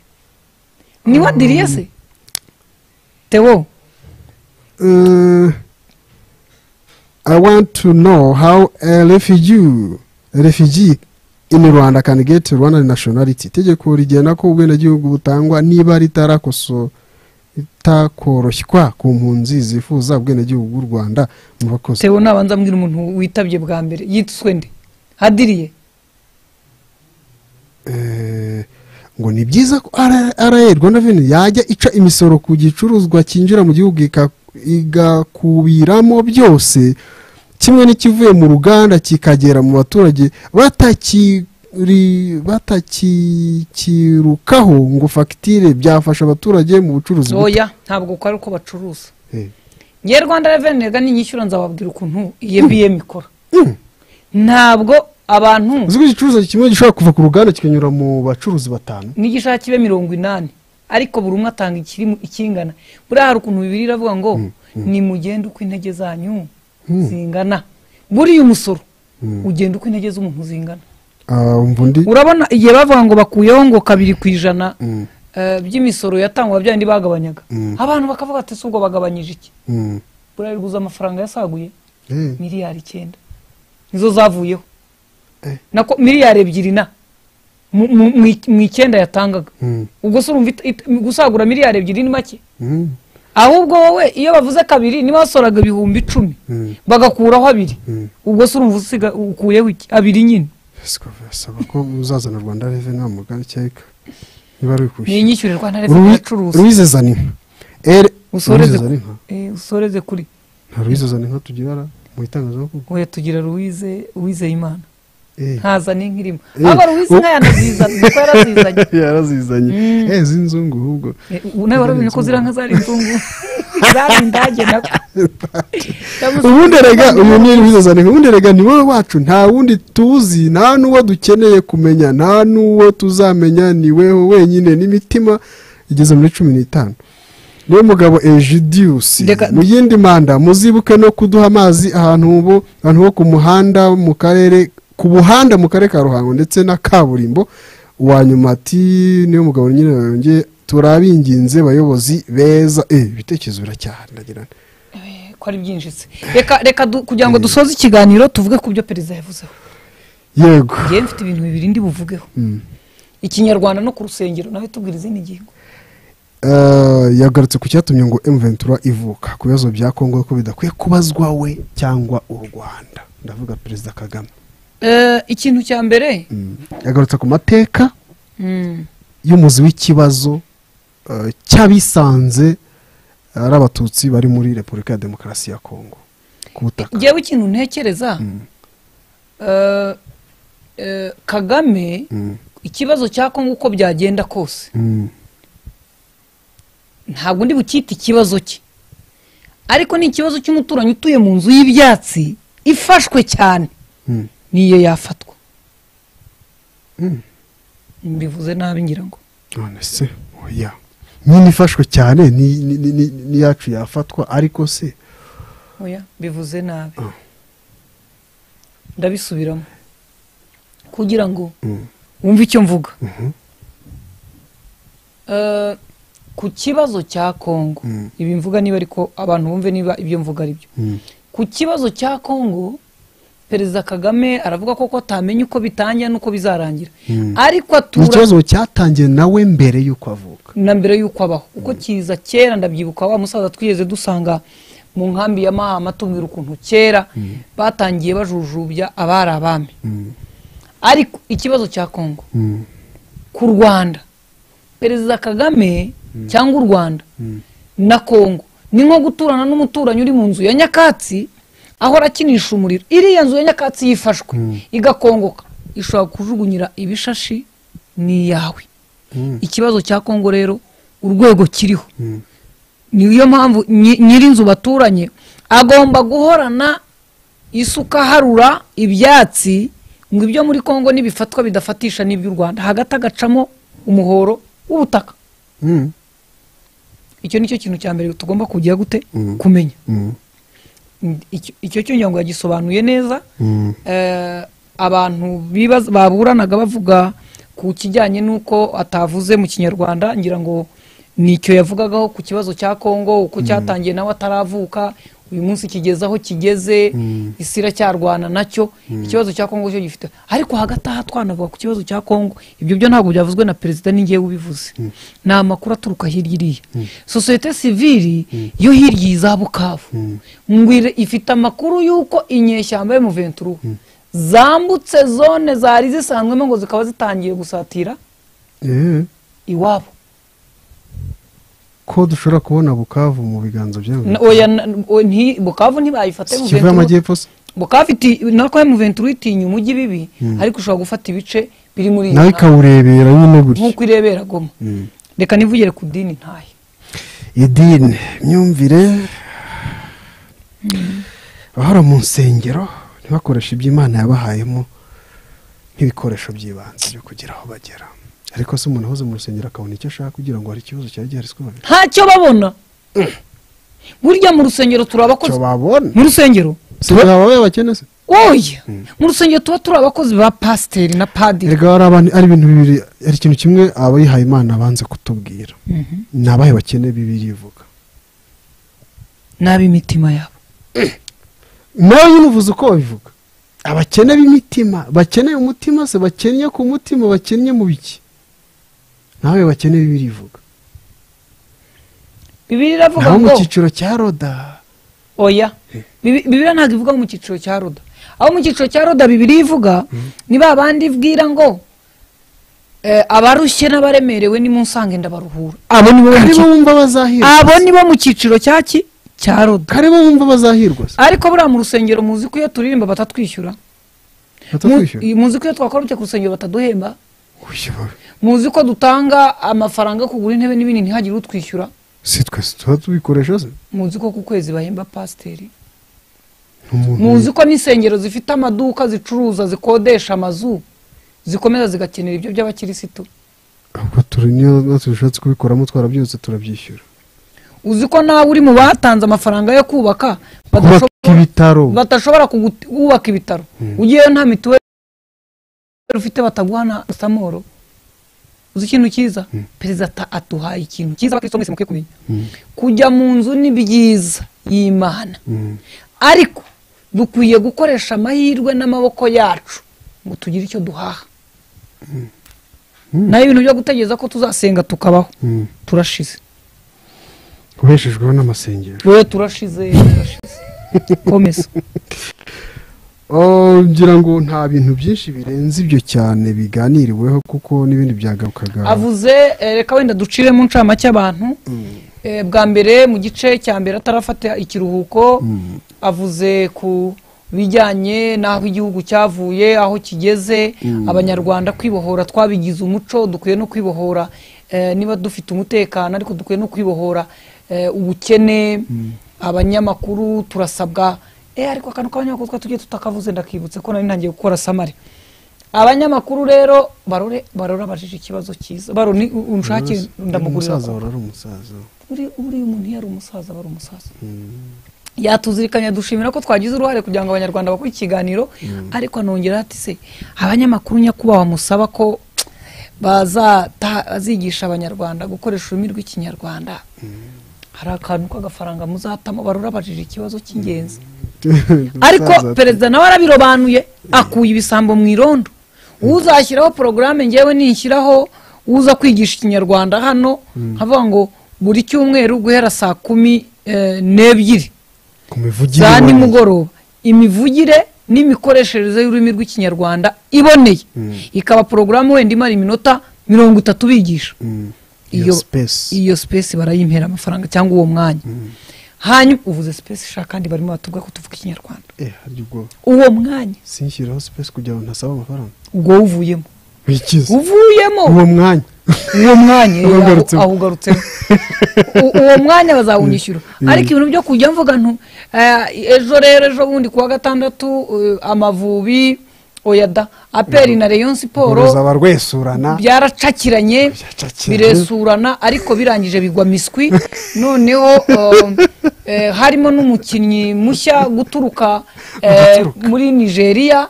hanyuma araza ariko buriya rero na ntuza ibintu byari wane biriya bintu byari wane waraye ubirebye match yari ishyushye yari shwadiru byari byatokombe ariko rero twaje no gukasirwa kubera amasaha yadufatanye n'igihe uwo munyamakuru nta kintu azaronka pe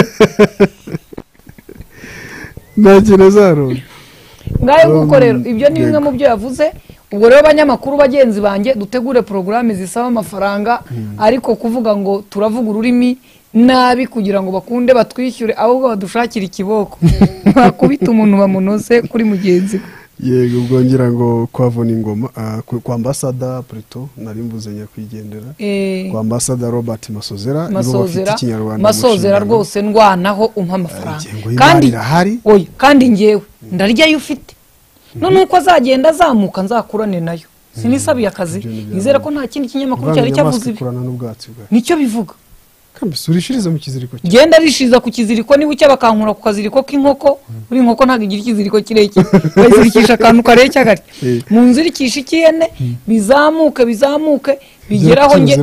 bigeraho ngende noneho ku mpuyo hakiziritse bagenda bagira bati tambuka ngayo nguko rero reka dushimire ababanye natwe muri kiganiro dushimire RBA televiziyo y'igihugu yadufashije kugira ngo tubashe kubona uyu muyoboro tubashe natwe kubagezaho dushimira abakunzi bacu ibitekerezo mwatanze tubonereho umwanya wo kugaya bamwe mu bakurikira ibiganiro bitandukanye munanirwa kumva ikivugwa ngo mukiganireho nawe ubaze ikibazo cyawe uhakane ikitari ngombwa utanga igitekerezo cyawe ukaza gutukana kwikoma abantu uravuga kwigisha ikinyarwanda ariko ikinyabupfura nyawe ni nk'imibare kiga mushaje nabyo byaratunaniye pe ariko tuzakomeza tugerageze kugeza umunsi muzisanga mukwiye kuba muri abantu b'imfura reka ngushimire akoze cyane shimire Theo wadufashe kuhanga bw'ibyuma dushimire mwe mwese mwadukurikiye twibutsa abantu ko kugana kureba kuri seyitora ari inshingano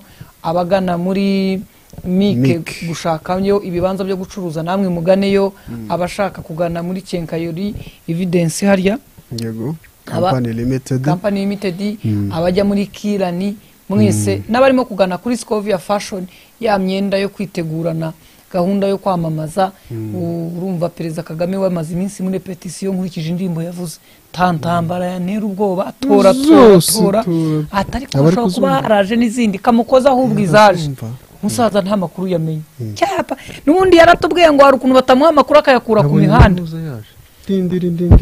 na ntuza yaje igisosi igisupusupu igisupusupu yatejemo ubwo nimo ndavuga cya kinyarwanda batazatwishyurira yatejemo haje Dr Claudi urumva aba contre succès ivumbi naraza uvumbi ryatumutse Nyarugenge nawe na vumbi yaje Bruce Melody na Bwiza batejemo ninde harya yitwa ndemana yitwa ndamwibagiwe wa undi wacurangaga iningiri wundi nawe waravuye muri Kongo nuwanwe abavuga ngo nkwe harya we businzi uko yitwa kandi izina ntarimbaze ubwo haje na Majide Buraka nawe urabona ko akarimba ngo ayo mashuri mudusaba twara yarangije waremba ngo ayo matora mudusaba yarangije haje n'abandi bana baririmba ngo tora ibintu byadogereye inaha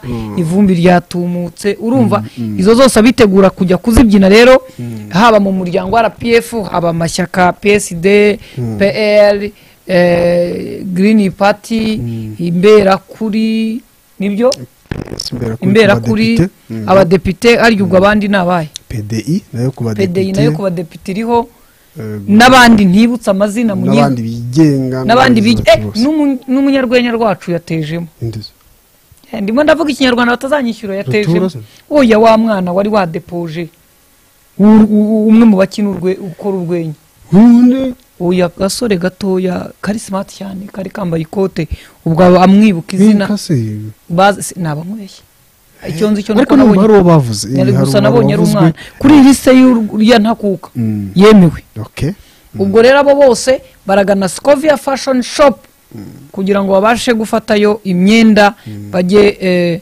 gushakayo imyenda yo kwambara kugira ngo bazaseruke bakeye ndabashimiye mukomeze kugira ibihe byiza nshimire na Samu reka dukurikire ubutumwa bw'abadutumye hanyuma mubagane namwe dushimire mwese mudufasha kugira ngo ibikorwa byacu bikomeze gutera imbere 69 urwego uwemeze shimire ku gikorwa cy'umuganda dukoze muri uyu mudugudu wacu uyu munsi rero tugiye kuganira ku gikorwa cy'amatora ya Perezida wa Repubulika n'ay'abadepite umuturage wese cyangwa umuntu wese ugomba gutora agomba kuba afite indangamuntu agomba kuba ari kuri liste y'itora ikindi akamenya naho agomba gutorera dufite rero umutumirwa wacu arabidusobanurira neza